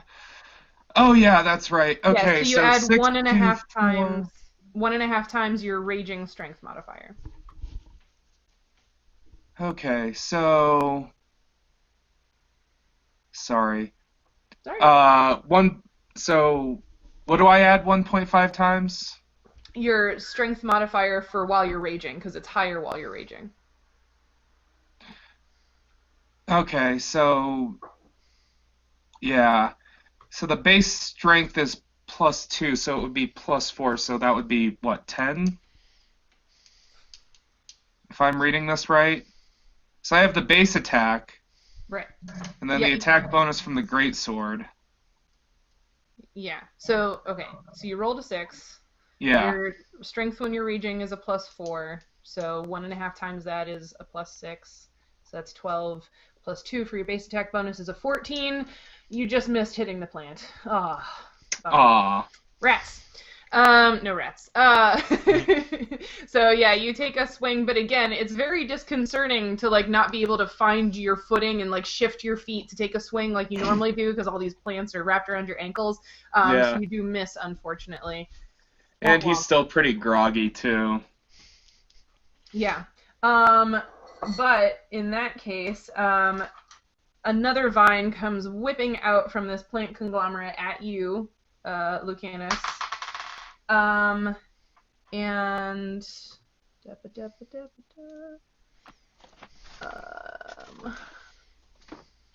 does a 16 hit your armor class? It would be your flat-footed armor class technically because you are entangled. Let's see. The base is for the armor class is 15, and then I have a plus. No, sorry. Flat-footed AC is 13, and then I have a +3 armor bonus. So, mean, is that how that works? No. No. Your flat-footed is 10 plus your armor, so that's the 13. Basically, your flat-footed is your full armor class, but without your dexterity bonus. Okay, so that means the plant So yeah, that hits. does hit you, and now I need you to make a grapple check. Grapple check. 5. Oh man, it grapples you, and you take 10 points of damage. Not nice, plant. Bad plant. No, this is not a plant that you would want for a house plant. Or would you? I mean, little shop of horrors. Can't see me, but I'm doing the same point that Peter was at the same time. We're all on the same page here.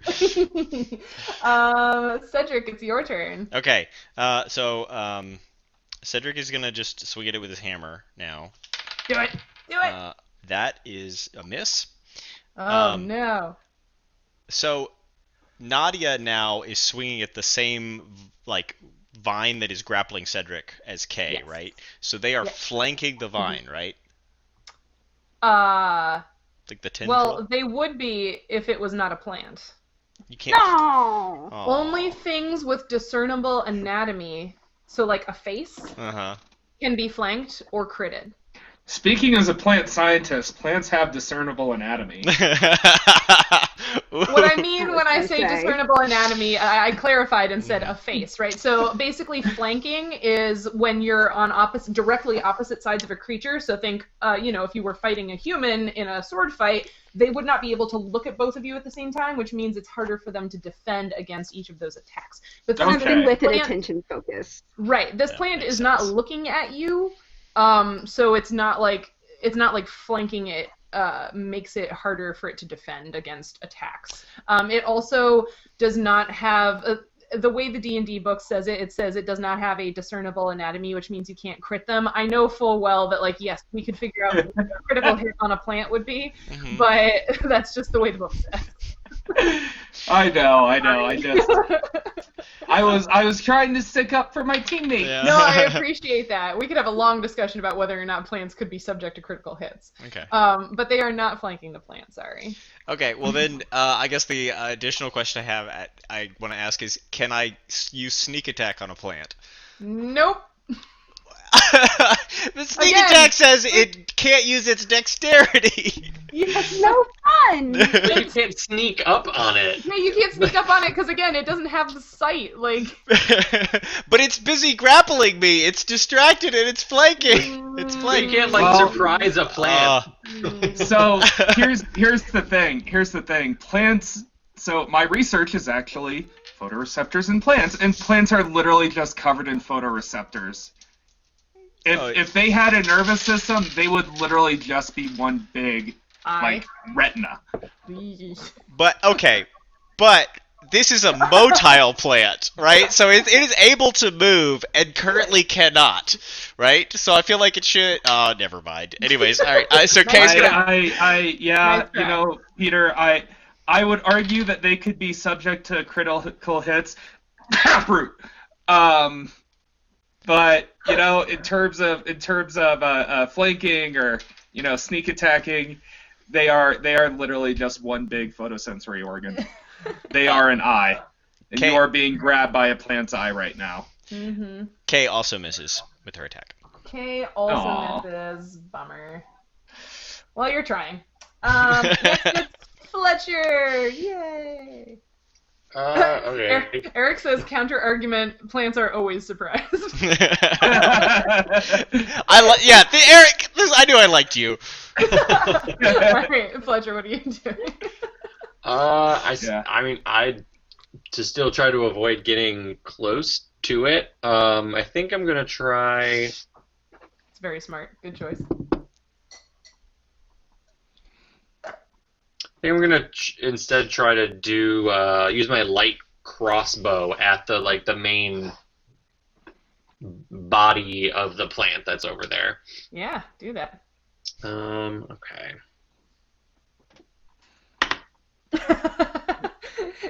L Young 50 says one big retina is the most alarming descriptor of a plant they've ever heard.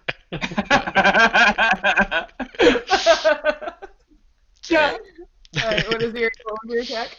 I miss. Oh no! No. So this is. And if you hit a Meristem, you crit. I would argue that. That would hurt. If you hit the crotch on a Bradford pear, you crit. Just That, yeah. If you hit a crotch on most things, you crit. Nautia, save us! Yeah, 2 claw attacks. Yes. Do it. Let's see. What did I say? It's +6, so that's 10 just now.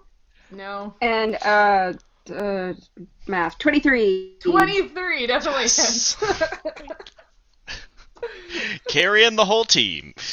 Yep. 3, 4, 5. 5 points of damage. Oh man, it is. Math is hard. Shoot. Okay.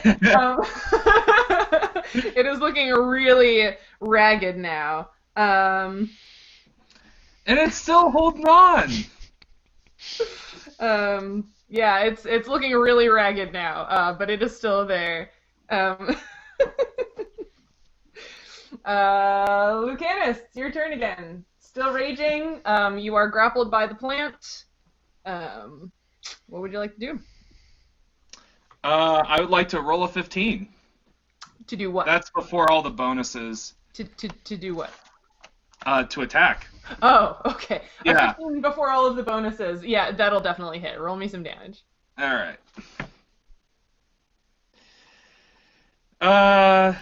This is 8. This is 8. So, Yeah. after having just been grabbed by the plant and squeezed and hurt, and everybody else is sort of flailing in the semi-darkness, Lucanus takes a moment to breathe, does the like sword up over the head thing, and you just like bisect the rest of the shrubbery, and it falls, and the vines around you and Cedric both relax, and it is now just destroyed on the ground. You made shredded lettuce. Excellent. Cedric is just the like enemy dead? Yeah. Oh, very dead. Cedric just like Lucanus drops his hammer on the Lucanus ground and points leans it- on it. Puts it and without missing a beat, he's like, "Hey, Naughty, is this edible? Edible?" Is it? You've never We seen one eat of it? these before. I don't know. So I haven't ever seen one of these? No. At least not that you know. I mean, it's like it's a plant. I mean, I would have remembered. I mean, you would have remembered So- or not survived. So Yeah, yeah. I figure you would have warned us about it if you'd seen this before. I haven't seen one of these before. This is... And I grab the deer off the ground. Or are we still entangled or no? No, all of the Everything's everything shot- relaxed. Yeah. Basically, as soon Yeah, as he I- bisected it, it all just like ugh. It lost its Yeah, I turbo grab the pressure. dagger off the ground Oh. and sort of stab at something one more time before I put it away. You're right, Ryan. It did lose all of its turgor pressure. It is dead. And I'm actually going to fly and hover about 5 feet off the ground. 'Cause, Yeah, I'm sure that was very uncomfortable. Yeah. Cedric just kind of like he's got like his hand like on his ribs and he's kind of having trouble breathing. So he's like looking up at Nautia, just flying above, thinking that looks really handy. And he's like, "Hey, Lucanus, how you doing, buddy?" that plant really hurt, but I think I'd say I'm about 50%. Yeah, I feel ya. I feel ya. That was rough. Oof. Come here. I don't want to walk over there. Lucanus helps him over and Yeah. too busted. Yeah. helps him over and gets him in a comfortable position. Yeah. Okay. Yeah. I'm gonna heal you. Aww. So, yeah. Aww. For 6. Okay. Awesome. Okay, so let's take a pause right there as we've just concluded combat. This seems like a great place for our halfway break. So go use a very tiny amount of toilet paper or get yourself a beverage or something. We're going to take a break. Well, hey there. We're still here. Are you still here? Thanks for being here. Yeah, so our friends just finished fighting a plant creature, plant monster, I don't know. I said they made it shredded lettuce, and L Young 50 wanted to know if shredded lettuce also belonged on the vegetarian charcuterie board. Oh yeah. It's all over the place. It is all over the place. You chopped it to bits and is now laying on the ground. Would you like to do anything with it? What would you like to do now? I'd like to lick it. What does How it far taste into like? the night did we make it? That was when Kay and Cedric were switching watches, so it's like the very, very early morning. Okay. Like that, So we time need where you more wake sleep. up and you're like, this is a time that exists. It's a time where there's only birds. Yeah. Birds and dairy farmers. Basically, let's just put it this way: if you had a really good night, you'd be drunk in a Waffle House right now, right? Sure. Okay. Instead, I we're used- gonna rebuild this campfire and burn this thing. Okay. I feel like that's what Cedric wants to do. Oh no. Have I lost everybody? We can. Is that what you're doing? People aren't going. If we're not thinking we're going to go back to sleep. If we're not thinking we're going back to sleep, we might as well start a fire again, so we have better safety. Ooh. Like, Will we lose rest if we don't go back to sleep? I mean, you got most of it, but I mean, you also it's not like you're going to get exhausted or whatever for Okay. and nobody was healing. Now you need to. Yeah. Yeah. Yeah. Can I go back to sleep and get like just one? It would help a lot. Well, you tell me what you're doing. I'm just here to facilitate. Yeah. Cedric's gonna help pile the bits up and burn it, and then try and grab another 45-minute nap before the sun comes up. Okay. You know. While you're grabbing all of the bits to burn, would you give me a search check? Me? Can I roll a search check too? 18. Are you Or- also searching the plant? Was that a thing you were already intending to do? I mean, I didn't know that you could search a plant. I mean, you can search anything, anytime. Lucanus Alright, did say well- he was gonna lick it, so maybe he's did looking say he for was gonna the lick it. most I did say appetizing I was part of gonna it. lick it. So Okay. I'm gonna. The reason I ask is because I rolled and got a 20. So There you go. So between the two of you, so Cedric, you're picking up and moving bits of plant, and Lucanus is sort of bending down, about to lick sort of a piece that's still, where the plant was attached to the ground and stuff. And Lucanus, you come nose to nose, or lack of nose, with a skull. yeah, my nose situation is complicated. Right. Well, I meant the skull doesn't have a nose, but your Yeah. nose situation is also Nobody- complicated, so... Oh yeah. Thank you for Nobody clarifying all of that, knows because I was so whether confused. Lucanus has a nose. Yes, your scar goes through your nose, but you still have one. The skull Yeah. does not have a nose. Yeah. because it's a skull. I mean, is the nose usable? And your nobody nose knows. Oh my god. Here he goes. Okay. No rhyming! No rhyming! That was not intentional. That really wasn't the reaction I was expecting from you come to face with a skull, but okay. Yeah, so there is a skull on the ground, right where you were looking and about to try to lick the plant. So can I pull it out? You can. And it is more or less attached to a skeleton. Of course. It is a smallish body and skull, though. It's not you-sized. Veronica wants to know if you still lick the plant. I mean, I want to know what this thing tastes like. I want to know if a carnivorous plant tastes like meat. Okay. Chucks the skull over his shoulder. This isn't interesting. No, he takes a look at the skull. He's like, I'll come back to this in a second. What does this thing taste like?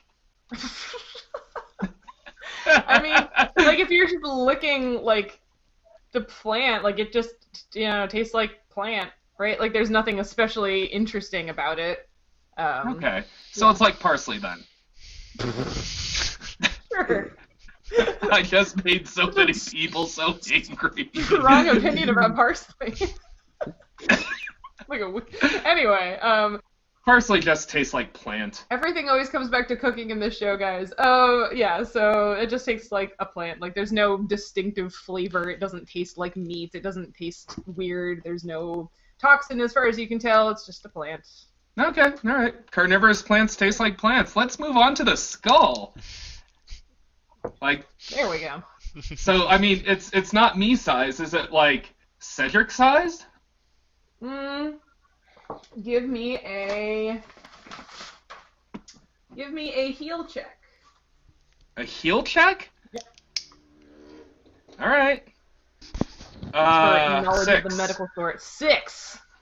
I mean, it's shorter than you, and Cedric spends a lot of time making noise about size, so, like, it could be Cedric, or, someone related to Cedric.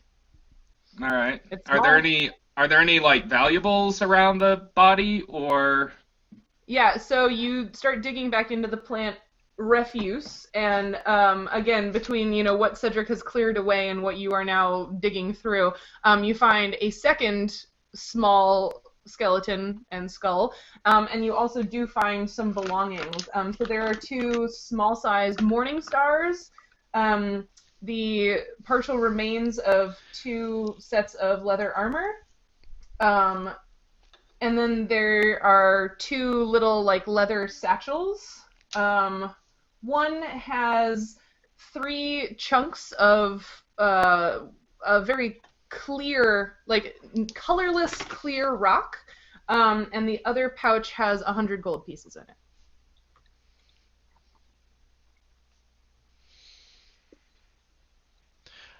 So I think it goes without saying. Excuse me. Goes without saying that Editing that out of the podcast. Yeah. Sorry, everybody with auditory issues. I feel, you know what? I feel like that would be perfect for the weird mouth sounds cut that I am always trying to. No, it's the worst experience. No one wants that. You at edit all. the podcast. Yeah. I will hand over that responsibility. I was gonna say that I think it goes without saying that Kay is pissed off and freaking out right now, ranting, So not only are the birds dangerous and the plants are poisonous, but the plants can actually attack you. I haven't seen that before, and I've been here a very long time. Lucanus shoves the morning stars, and you said they were small morning stars, right? Yeah. Lucanus shoves the morning stars and everything else into his backpack, picks up one of the skulls, and walks over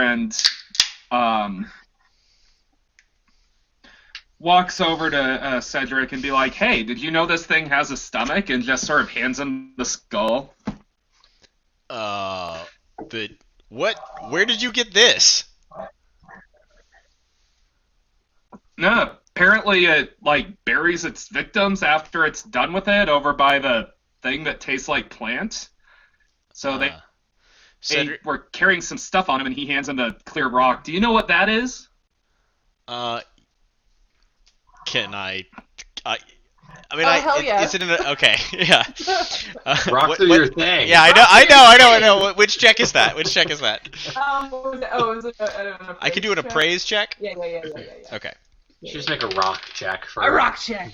That's a rock for Cedric. That's a 15. That's a 15. Yeah, these look like 3 hefty chunks of rock crystal, or what might otherwise be known as quartz.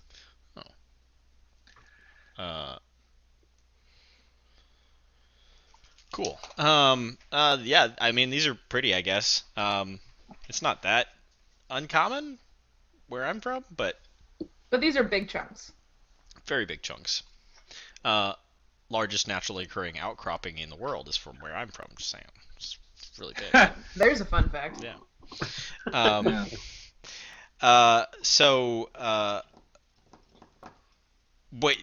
Wait, you found a skull? These rocks they're very nice rocks, but you found a skull.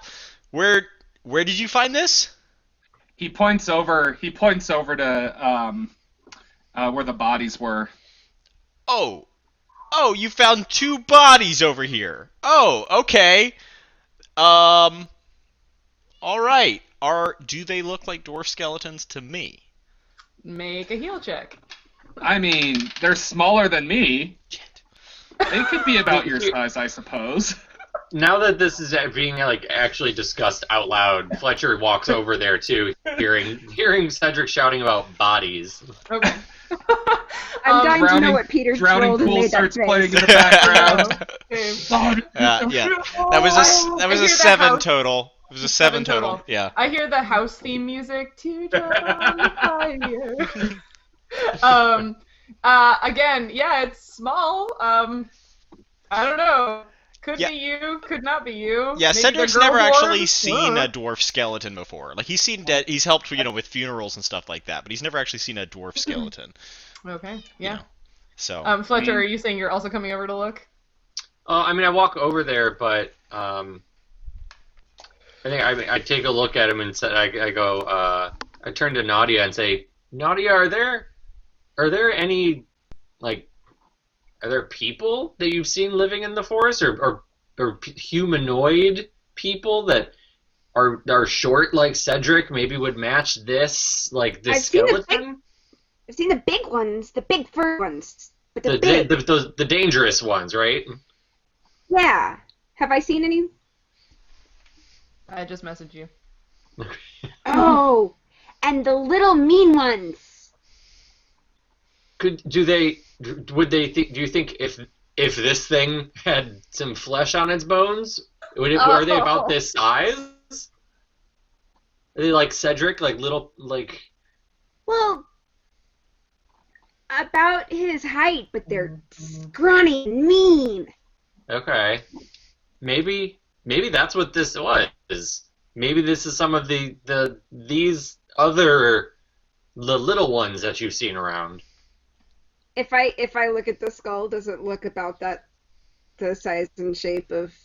Yeah, and you those saw. guys? Yeah, and like the weapons that Lucanus picked up, and honestly, Lucanus, as you're picking them up and handling the Morning Stars, you're like, oh, these look kind of familiar. You may have already looted Morning Stars or other small weapons from a creature on this continent. Oh. Okay, yeah. Yeah, if I had seen the Morning Stars, but I didn't, because they're in Lucanus's bag, I might have been able to determine the craftsmanship of the Morning Stars. Can Lucanus, take out one of the Morning Stars from the bag? Because it's like... He can! Does he? Huh? Said he can. Does he? You don't have to ask can. Yeah, you do the thing. You tell me what you want to do. No, I'm sorry. You can't see me gesturing, but I'm gesturing like I'm picking something up out of my backpack and handing it to... Marvelous. Oh, they had weapons on them. Oh, yeah, this was, yeah. Okay, that's good to know. Yeah, this is definitely not dwarven craftsmanship. I'm assuming. Yeah, no. Um, This looks much more like the stuff you pulled off of goblins Yeah. when you caught them in the grasslands. Yeah, see here, the ironwork on this is incredibly shoddy, cheap, poorly done. The spikes on these Morning Stars, they're not even the same length. Like, if you look, a real Morning Star should have a symmetric blah, blah, blah. Hold on, I need to Google how Morning Stars are made right now. Oh, boy. Dwarf-splaining? Dwarf-splaining. Yes. Yeah, always. Always. That could be Cedric's middle name, honestly. Could be a good T-shirt. Cedric Dwarf-splaining Gunnison. That would be a good T-shirt. I have a problem where I watch and listen to shows like this all the time. We're like, that would make a great T-shirt. That would make a great T-shirt too. Yeah. All right. Well, goblins. Yeah, if it looks like goblins, we know they're here. We encountered them in the grasslands. What if that means there are orcs in this jungle as well? Could be. Have you seen like big like Lucanus, but not furry, kind of like gray green all over, big teeth?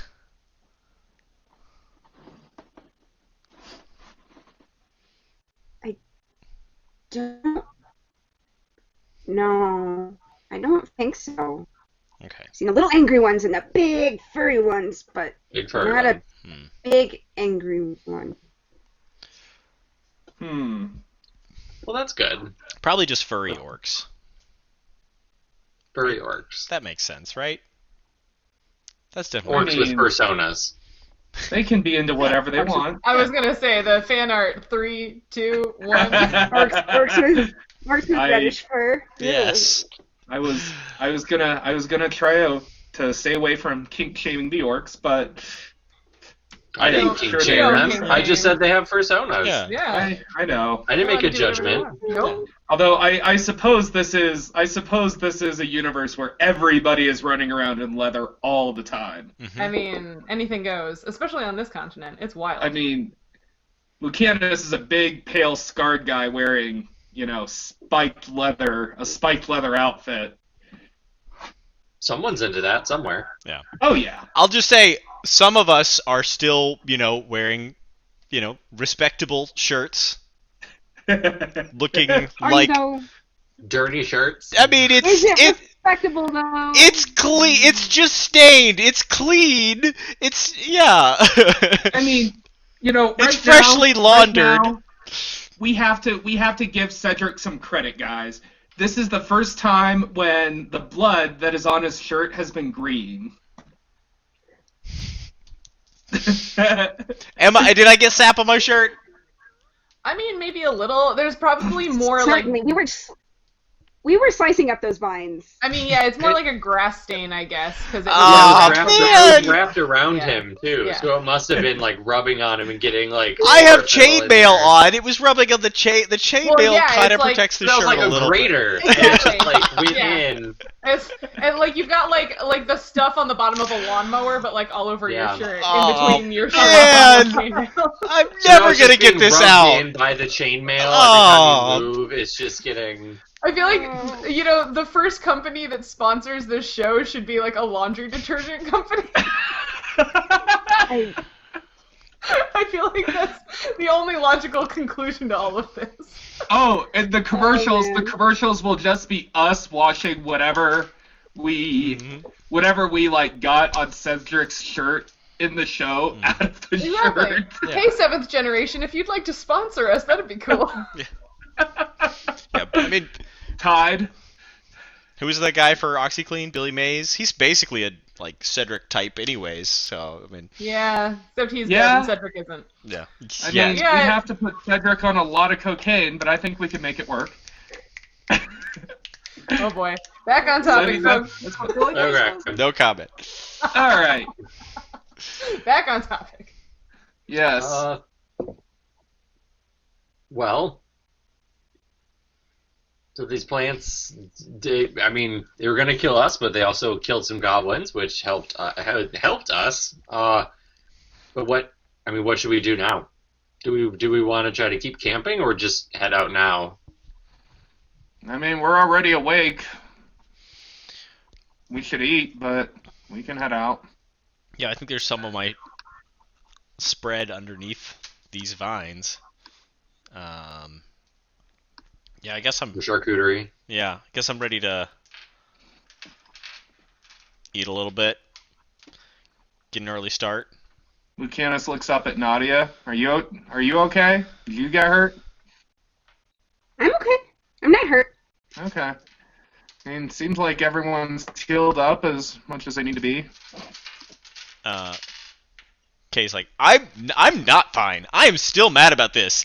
Like, seriously, guys, nobody is even bothered by the fact that apparently the plants can murder you here. Like, Lucanus walks over to Kay, gives her a hug. Oh, honey, everything can murder you here, not just the plants. that doesn't make me feel Everything, any just better. Lots of things. Yeah, remember? Yeah, she said some of the plants you can eat and are good. And some things are just here. Yeah. They're not trying to murder us. This is just how the environment interacts with everything within it. They don't care that we're here. They're just hungry. Also important to note that the thing wanting to murder you and the thing being edible are not mutually exclusive. Yeah. Yeah. Yeah. All right. Just in this case, a whole meal consisting of parsley would... There's better things to eat. Mm-hmm. Cedric's getting more vitamins in like these 2 days than he's ever had in his entire life. His skin looks amazing, y'all. Oh yeah, his beard is lustrous and his eyes are bright. Mm-hmm. Yeah, his split ends have come back together. It's like a cleanse diet. Mm-hmm. He's gonna walk. Except that it's actually working instead of a cleanse diet, which doesn't. Right. Yeah. No. He's gonna walk out of this jungle being looking like the most amazing dwarf, and his dwarf girlfriend, whose name I can't remember off the top of my head, is just going to be so ecstatic to see him. I would like to remind everyone at this moment that he has multiple potential dwarf girlfriends. You may not have noticed, but I intentionally put in front of him 3 different attractive young dwarven ladies who each fall somewhere on the faith spectrum. And he has interacted with all of them now. Yeah. Yeah, thank you. I feel very put on the spot right now. Your face is so red. It's just the lighting in here. Which is amazing, yeah. Why are you blushing? Yeah. I don't know. We're gonna be doing Bachelor Arda edition. I mean, they're all on the, hey, if you didn't hear this earlier, we're doing a Rate My NPC bracket. You can find linked down below the Twitch or YouTube panels, or it's in the pinned comment on, or pinned tweet on our Twitter profile. So you can choose between all of the dwarven ladies in the Cedric's Friends section of the bracket. That's one of the 4 categories on our Rate My NPC bracket. Because Cedric has made so many friends. See, I'm likable. So yeah, you can choose which one of those young ladies you think is going to win that category. Yeah, that'd be great. So I don't have to do it. Who is going to get the grilled rat on a stick with extra sage? Yeah, my grandmother's Is that recipe. like Stardew Valley, where he's gonna ask one of them to go on a date with him by giving him a very specific present? Yeah. All right. Well, Lucanus picks up his stuff at camp and, doesn't look like he's gonna get to, doesn't look like he's gonna get to, sharpen the weapons today, but he sort of gives his stuff a once over, during breakfast, just to make sure everything's still in good condition. And Cedric spends his morning praying for his new spells and does not help with camp breakdown.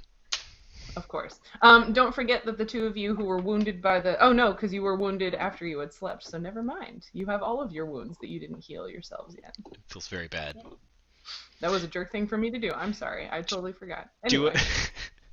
And I guess I don't get my spell slots back I just prayed at dawn. So I get my spell slots back now? Yeah, those spells that you used were ones that you had prepped the day before, right? So yeah, you're because you prep in the morning. Yes. I'm gonna heal myself then. I still That's have not the right dice. I only have 2 rages today, right? What is your? Hold on a second. That doesn't sound. So right. I get 3 daily, but it happened after I had done the trance, but before dawn. So. That's something we should have decided ahead of time. I will let you decide right now, and this will be our ruling going forward. Would you like a day to be trance to trance, or would you like it to be midnight to midnight? Let's have it be sunrise to sunrise. Okay. I feel like that's the most. I feel like that's the most consistent thing possible. Okay. So basically, So- your stuff and Cedric's stuff reset at the same time. Oh, and Fletcher, I'm assuming you also prepare your spells in the morning? Yes. Okay, so yeah, all Alright. three of you reset at the same time. Cool. Well, So while Ki- they're wh- preparing their spells, I'm gonna be, sharpening and maintaining the weapons and stuff like that. Marvelous. So while Lucanus, Cedric, and Fletcher all sit around doing nothing, Kay is going to break down the entire campsite by herself, muttering to herself about Yeah. how useless all these grown men that she's traveling around with are. Yep. Yeah. Oh, hold on, What? okay, don't. Why does Lucanus need to sharpen weapons? Nadia's gonna kind of follow her around, trying to figure out what she's doing and trying to help, and may or may not actually be useful. Kay is going to intentionally put Lucanus's tent away incorrectly. No, okay, no, I'll help. We just. You don't want me, whacking more deadly plants with dull weapons. I'll help. You just got to tell me exactly what you need me to do. Yeah, I can't. Why does he need to sharpen his weapons every day? Have you ever tried to cut fabric with scissors that have previously cut paper? I mean, you have to. It's just a sort of ritual for him. I mean, you have to make sure everything's in good condition before you go out and murder stuff. Makes me think of Molly Mock. Oh. I mean, Well, I also don't know of what psychopath would use fabric scissors on paper to begin with, but Thank you. I've was said it so- before, guys. There's a reason I got divorced.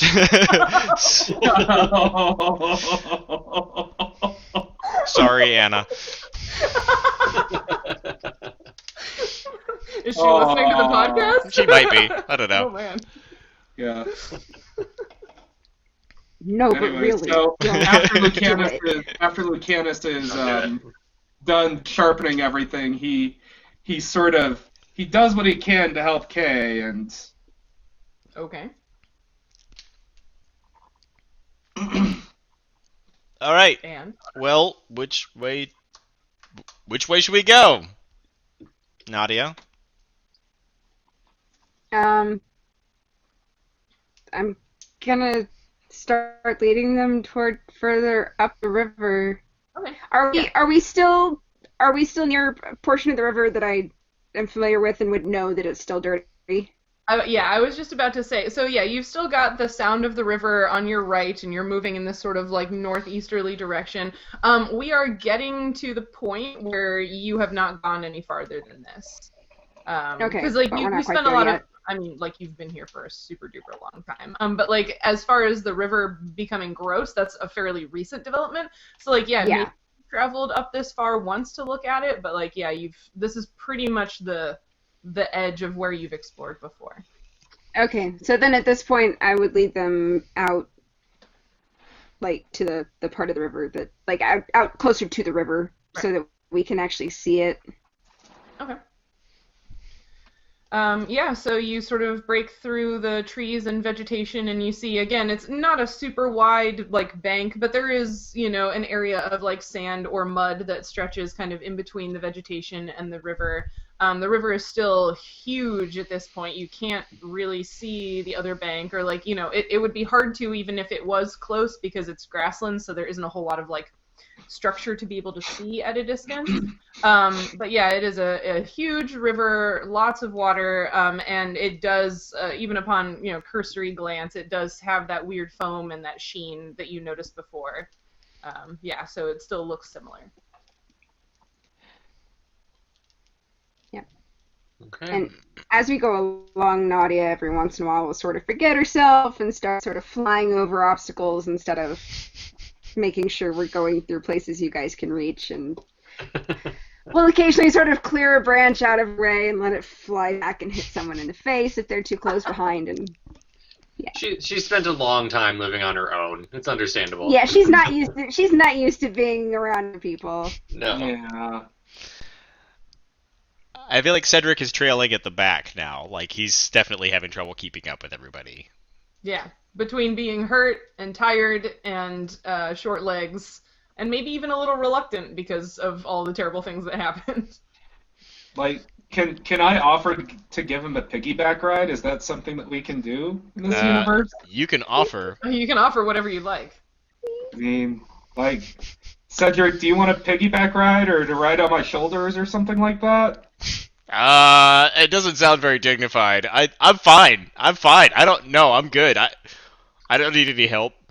Does it? Okay, all right. Just Am I able to tell? Like, is Cedric walking with like? Is he like limping or like huffing or like holding his side or like any indication that he is still like No. in a bad way? No. Because it's not like he said anything about it, but Yeah. No. He doesn't look injured. It's just he's just got short legs yeah, and he's tired. it's sort of like a corgi walking through snow. Oh. Mm-hmm. No. Well, yeah, because walking on sand or mud is kind of hard too. Mm-hmm. Yeah. Also, carrying like 60 pounds of chainmail is hard. Yeah, I mean armored corgi, of course. Yeah. Armored corgi. I bet that's a good Google. I was not disappointed. Oh no. I was not disappointed. Also, one of the search results was the corgi from the. I don't know if you guys have seen this, but there's like a D&D minis set, or I think it's maybe even like a modified version of D&D that's all like dogs. But I know there's a set of minis that's all like dogs as different classes. It's super cute. Yeah. Anyway, armored corgi. That was a good Google. I'd love to see what the dog for elf barbarian looks like. Oh, they didn't do race class. They just did like a dog that's a bard and a dog that's a ranger. Yeah. But like they're all different breeds of dog instead of being different races of humanoid. Yeah, yeah. they're very cute though. So, All right, well, you're we're roughing just- it through the terrain. Yeah, we're just hoofing it along, checking each like tributary we come across, I guess, to see. yeah. Yeah, so over the next few hours you meet another one or two streams of, one maybe a little larger than the other, but they both appear to be clean as far as you can tell. Okay. There are live fish in them and other things. The water is clear and yeah. Okay. Can we like catch those fish for lunch or? I mean, you can certainly try. Do you have fishing equipment? Or another creative way to catch fish? Did we I bring mean, that we giant returned fishing that net? fishing net. We returned that fishing net. And we all have crossbows, so. But I don't think I have any fishing equipment. Do we still have that net? No. No, we returned it. We have returned it. This is amazing. I love it.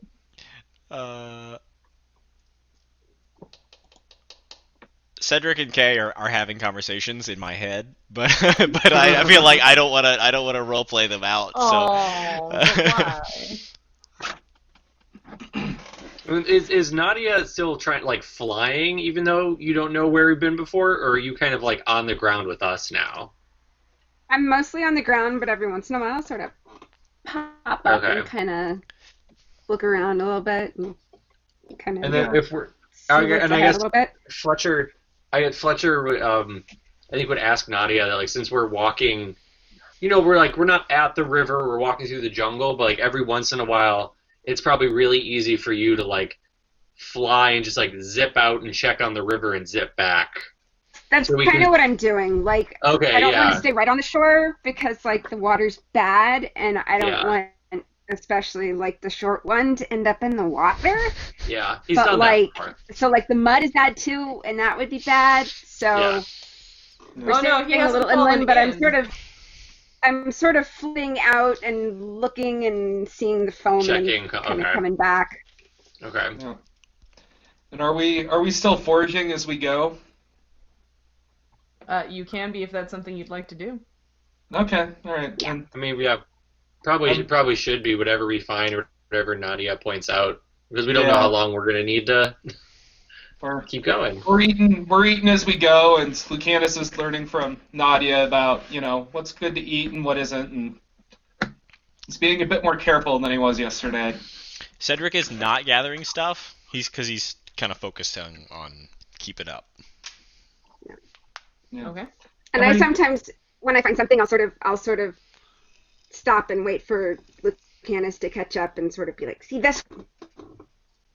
Yeah, what how can you tell that apart from, something that is similar but less edible?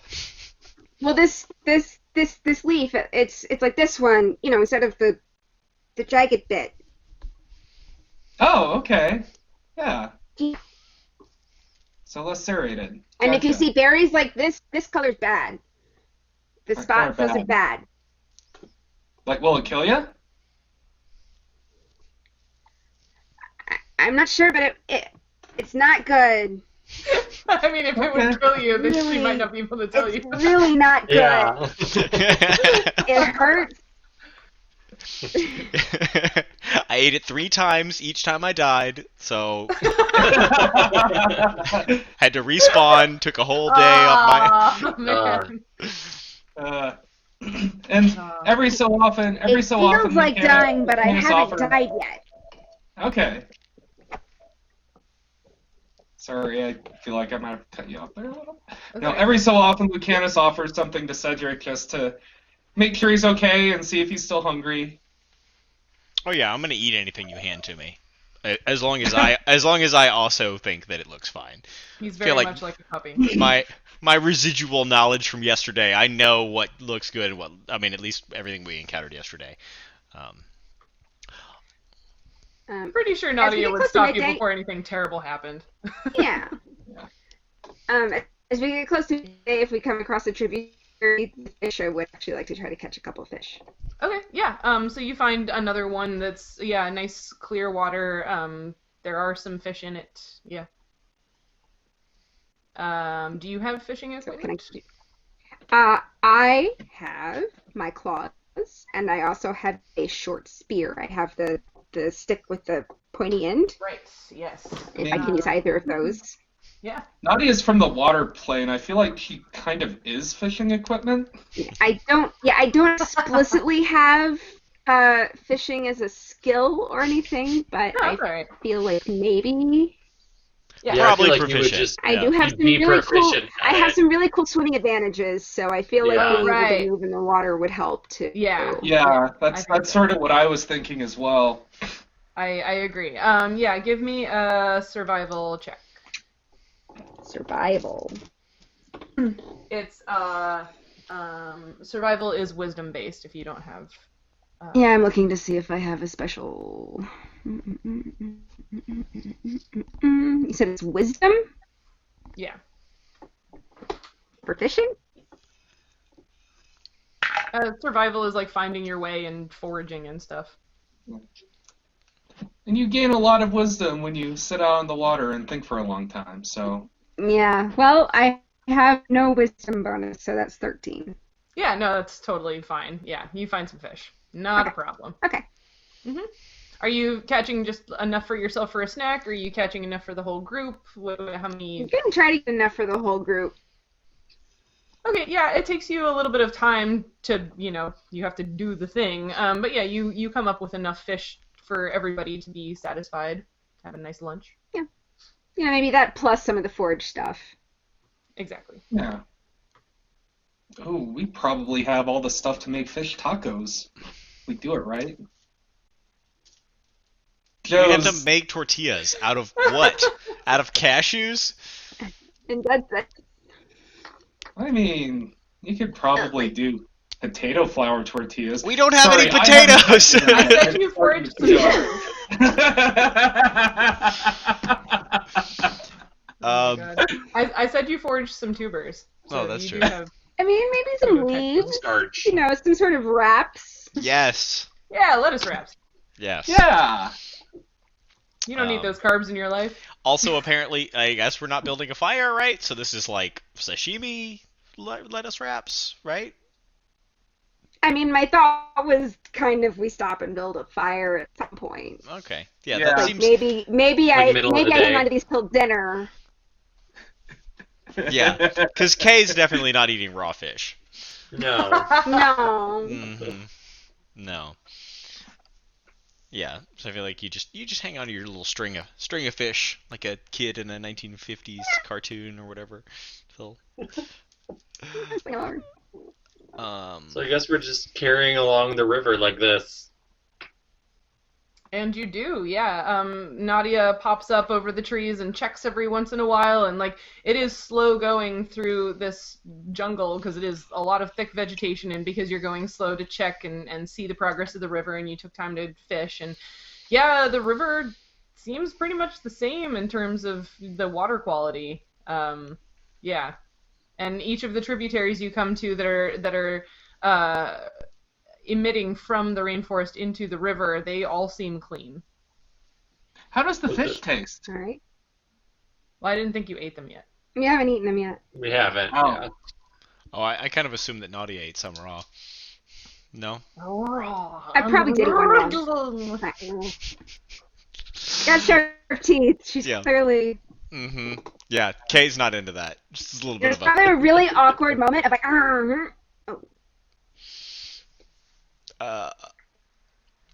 Lucanus would totally take a bite out of that if offered.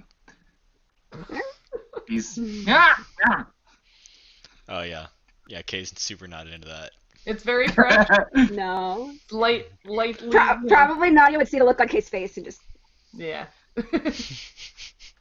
Oh. Yeah, it's very fresh fish. It's got a nice light fish flavor. But yeah, it seems fine. Does not taste like the crappy fish that you got at the marked bird that had been fished out of the river. Yeah. So they've been taking the fish out of the main channel, which not surprising, but I mean, that's the part they can get to. Yeah. Yeah, these tributaries are so small, you couldn't take a boat up them, right? They're non-navigable waters. Pretty much, but also remember those fisher folk were gnomes in New Seychester, right? So like, you anticipate that they maybe didn't choose to boat all the way across the big river to come over to this scary rainforest to try to catch fish. yeah. Yeah. Do So, all right. Cool. While we're So, walking, there's one of the mysteries solved. do we see any red feathers? Give me a perception check. I'll check 2. Oh, I got a 1. Lucanus is trying very hard to learn how to identify edible plants. Mm-hmm. I got a 14. Yeah, so Cedric, after a little while, you hear that I don't have my sound effects with me anymore. I don't know if that's good or bad, but you hear that of the parrots. Yeah. They were such good sound effects. They were such good sound effects. We're going to hire a crew. Well, one of them is still in Texas and the other one is in Oregon, so no dice. But I can make parrot sounds. So yeah, you hear the sounds of those parrots again, up in the trees, kind of off to your left somewhere. As soon as we hear them, Kay flinches. Like she's got a little bit of a. Mm-hmm. Mm-hmm. So wait, so we hear them. Do we see any feathers? Are you like looking on the ground and stuff? No. Yeah, that's what. Okay, that's kind of what I was asking. Yeah. Yeah. Cedric's trying to keep his eyes open, to gather any feathers we find. Mm-hmm. Because Nadia said that they drop. Okay. Anything else? And I would walk 500. Sorry, that song's been going through my head this entire time. I mean, yeah. And now it will be stuck in all of ours as well. Thank you. Thanks. Anytime. Just let me know when you want something that's like really embarrassing stuck in your head. I will make that happen. Awesome. I have like a +4 in that, so. Oh, good. So valuable. Yeah, so you're continuing on. Yeah, you hear those birds and other birds, you hear insects, you see all sorts of animals on occasion.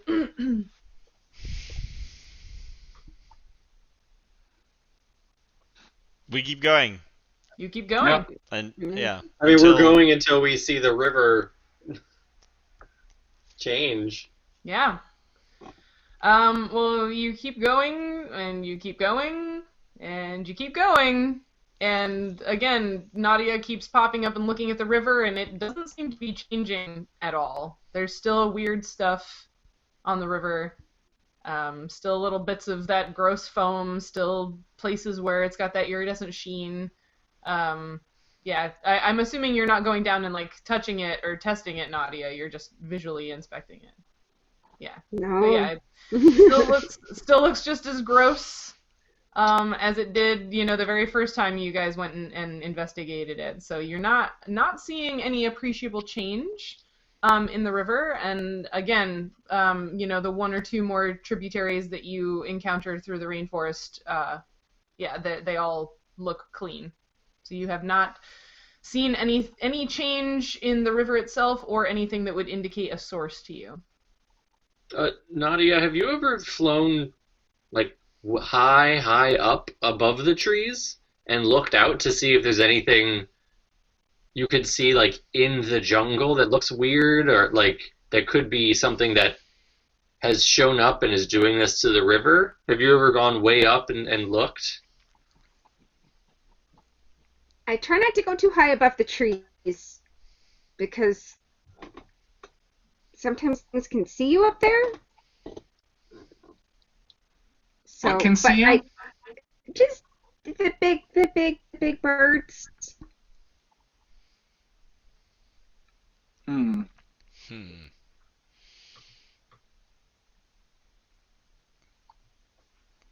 But I guess I could try.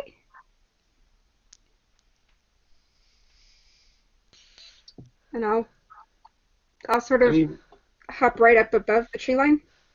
Okay.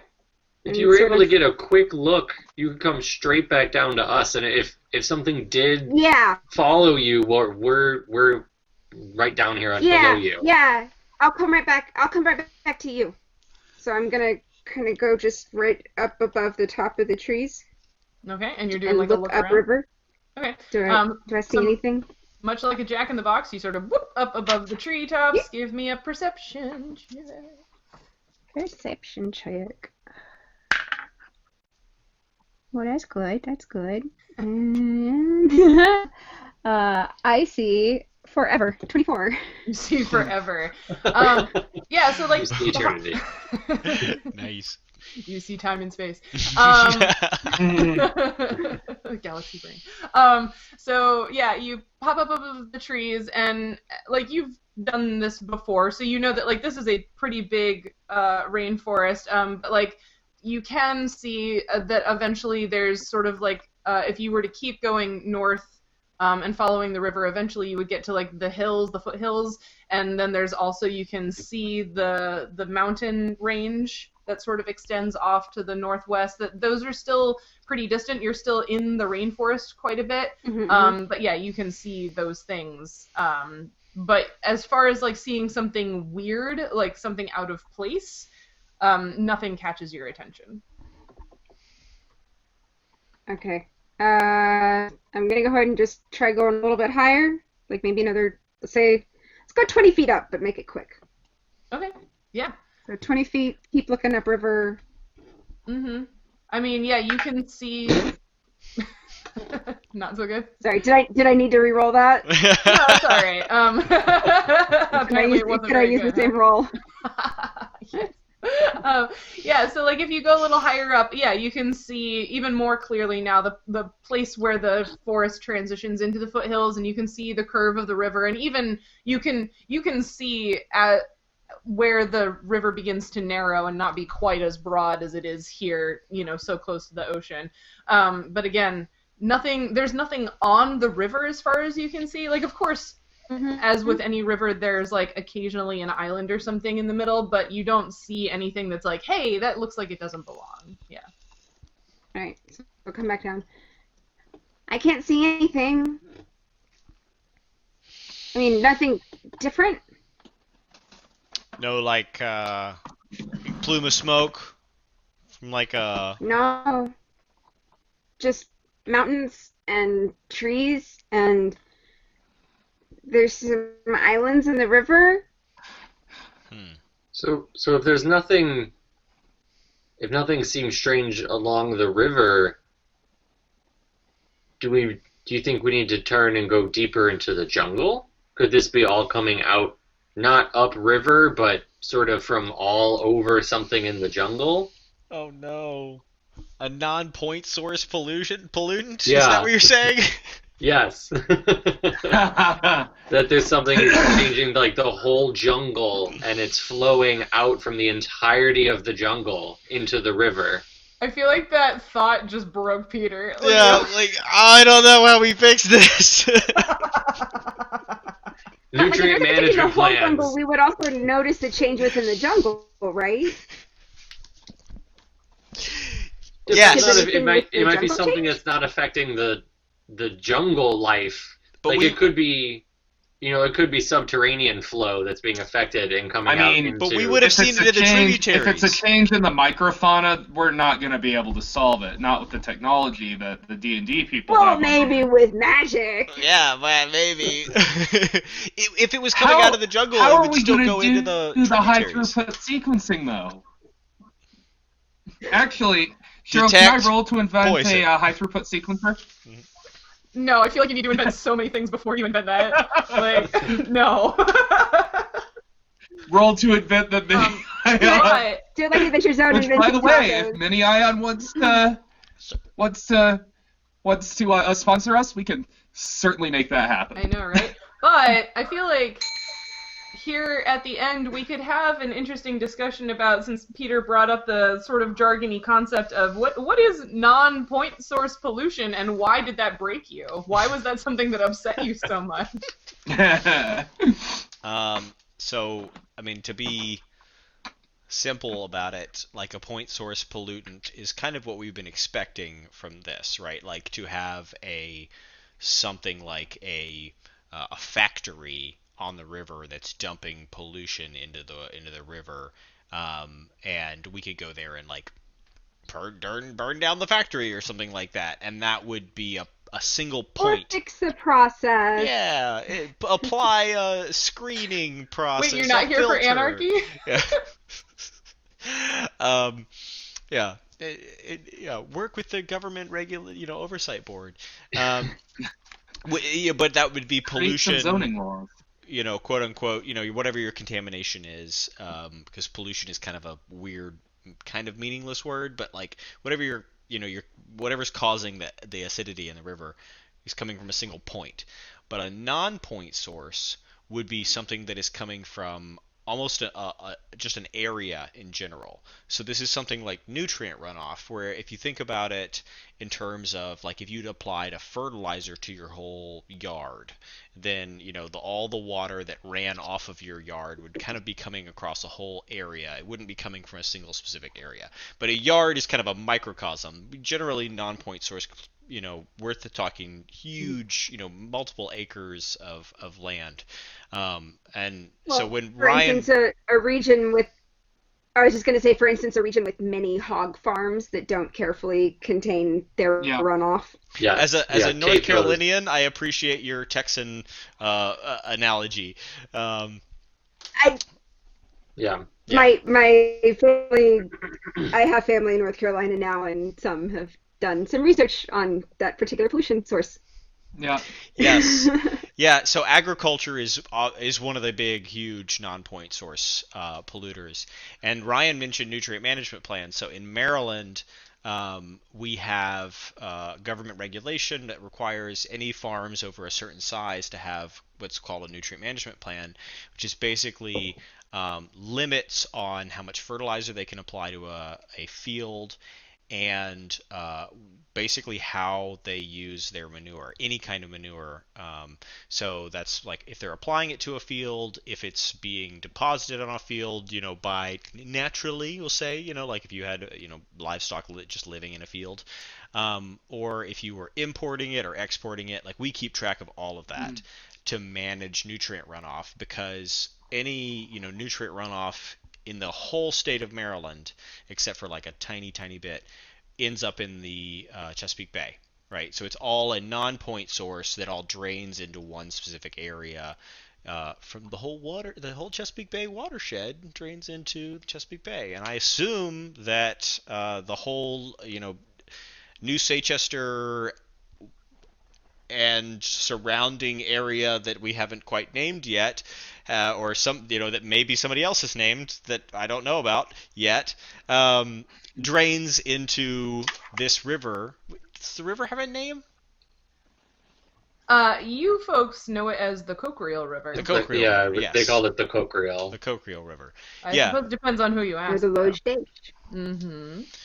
Yeah. So if the whole jungle was, say, producing some kind of toxin, it would seep into all of the water around the jungle, and probably all these tributaries that we've been coming across. Like, they would all be contaminated too if something was seeping out of the jungle, I think. But the reason it broke me is a big part of my job is overseeing and managing the people who write these nutrient management plans, and actually working with farmers and explaining regulation and those kinds of things. Maryland's actually doing a fantastic job regulating agriculture, but it is a lot of work, and there's a lot of red tape, and it's a lot of effort from farmers and growers, and it's a whole statewide process that involves thousands of people, decreasing fertilizer inputs by very small amounts and being very careful and delicate. It's a lot more difficult than just like going to a factory and being like, hey, stop doing this one thing you're doing, Mm-hmm. Or if, for instance, you're a major metropolitan area with lots of people who love driving large vehicles and that put off just incredible amounts of all the things that cars put off. Yes. Yeah. Rolling coal. Working on the air quality in Houston has been a just incredible undertaking, especially given it is, one of the oil capitals of the world, and therefore people have a vested interest in gas-guzzling vehicles. Mm-hmm. Mm-hmm. Yeah, and we have a similar thing that happens in Wyoming, although I'm not really that familiar with it. There's one student here working on the effects of, as I understand it, the effects of improperly remediated mining establishments on the communities that sort of crop up, 50, 60 years later or whatever. And they're looking at, like, whether or not that gets into the vegetables that people grow in their gardens and stuff like that. So I'm trying to convince her to see if hand-pulling weeds would help the situation any, because I think it would. But that's another chat. It's not something that just happens in watershed or agriculture. In Wyoming, a lot of the land is affected by this because of mining. So. Well, thank you for that. Oh goodness, there's an echo. Thank you guys for that. So thinking about pollution and where the pollution in the Cochrial River or the Loge Dej, depending on who you are, where that pollution is coming from is an interesting quandary that we have not been able to solve yet. So stay tuned to the next installment of the core Nature Check D&D game to see if our heroes can figure out what the heck is going on with this river and the gross fish and all of that. Thank you so much again, Cindy, for being our semi-long-term guest player. We'll see how long it takes for them to fix the river and for Nautia to be happy with that. And if you like Nature Check and people who play games and are also nerdy scientists or science enthusiasts, we are adding a lot of cool content offerings to our channel to help alleviate the boredom and suckiness of not being able to interact with humans face-to-face. So starting tomorrow, our friend Emily Dodd, who previously played Captain Dawson Clark on the From the Annals of History ship episodes, Emily will be starting an alternating week stream on Sunday nights, and she's going to start playing Animal Crossing tomorrow. I'm super excited to see this. I think I played the first Animal Crossing on my friend's GameCube or whatever, eons ago. So I'm excited to see Emily start this persistent stream every other Sunday. I am playing games every Wednesday afternoon. I played Minecraft this week, and I think I'm going to keep going on that because we decided I'm going to do a BioBlitz. It's going to be great. So stay tuned on our Twitter and here on Twitch to see all of the cool things that we're adding to our programming so that you can get more gaming and more science and more humans in your life. Anybody else have anything this evening? Awesome. Then we're going to get out of here, but thank you so much for watching or listening to us. We will see you next time. Bye. Bye.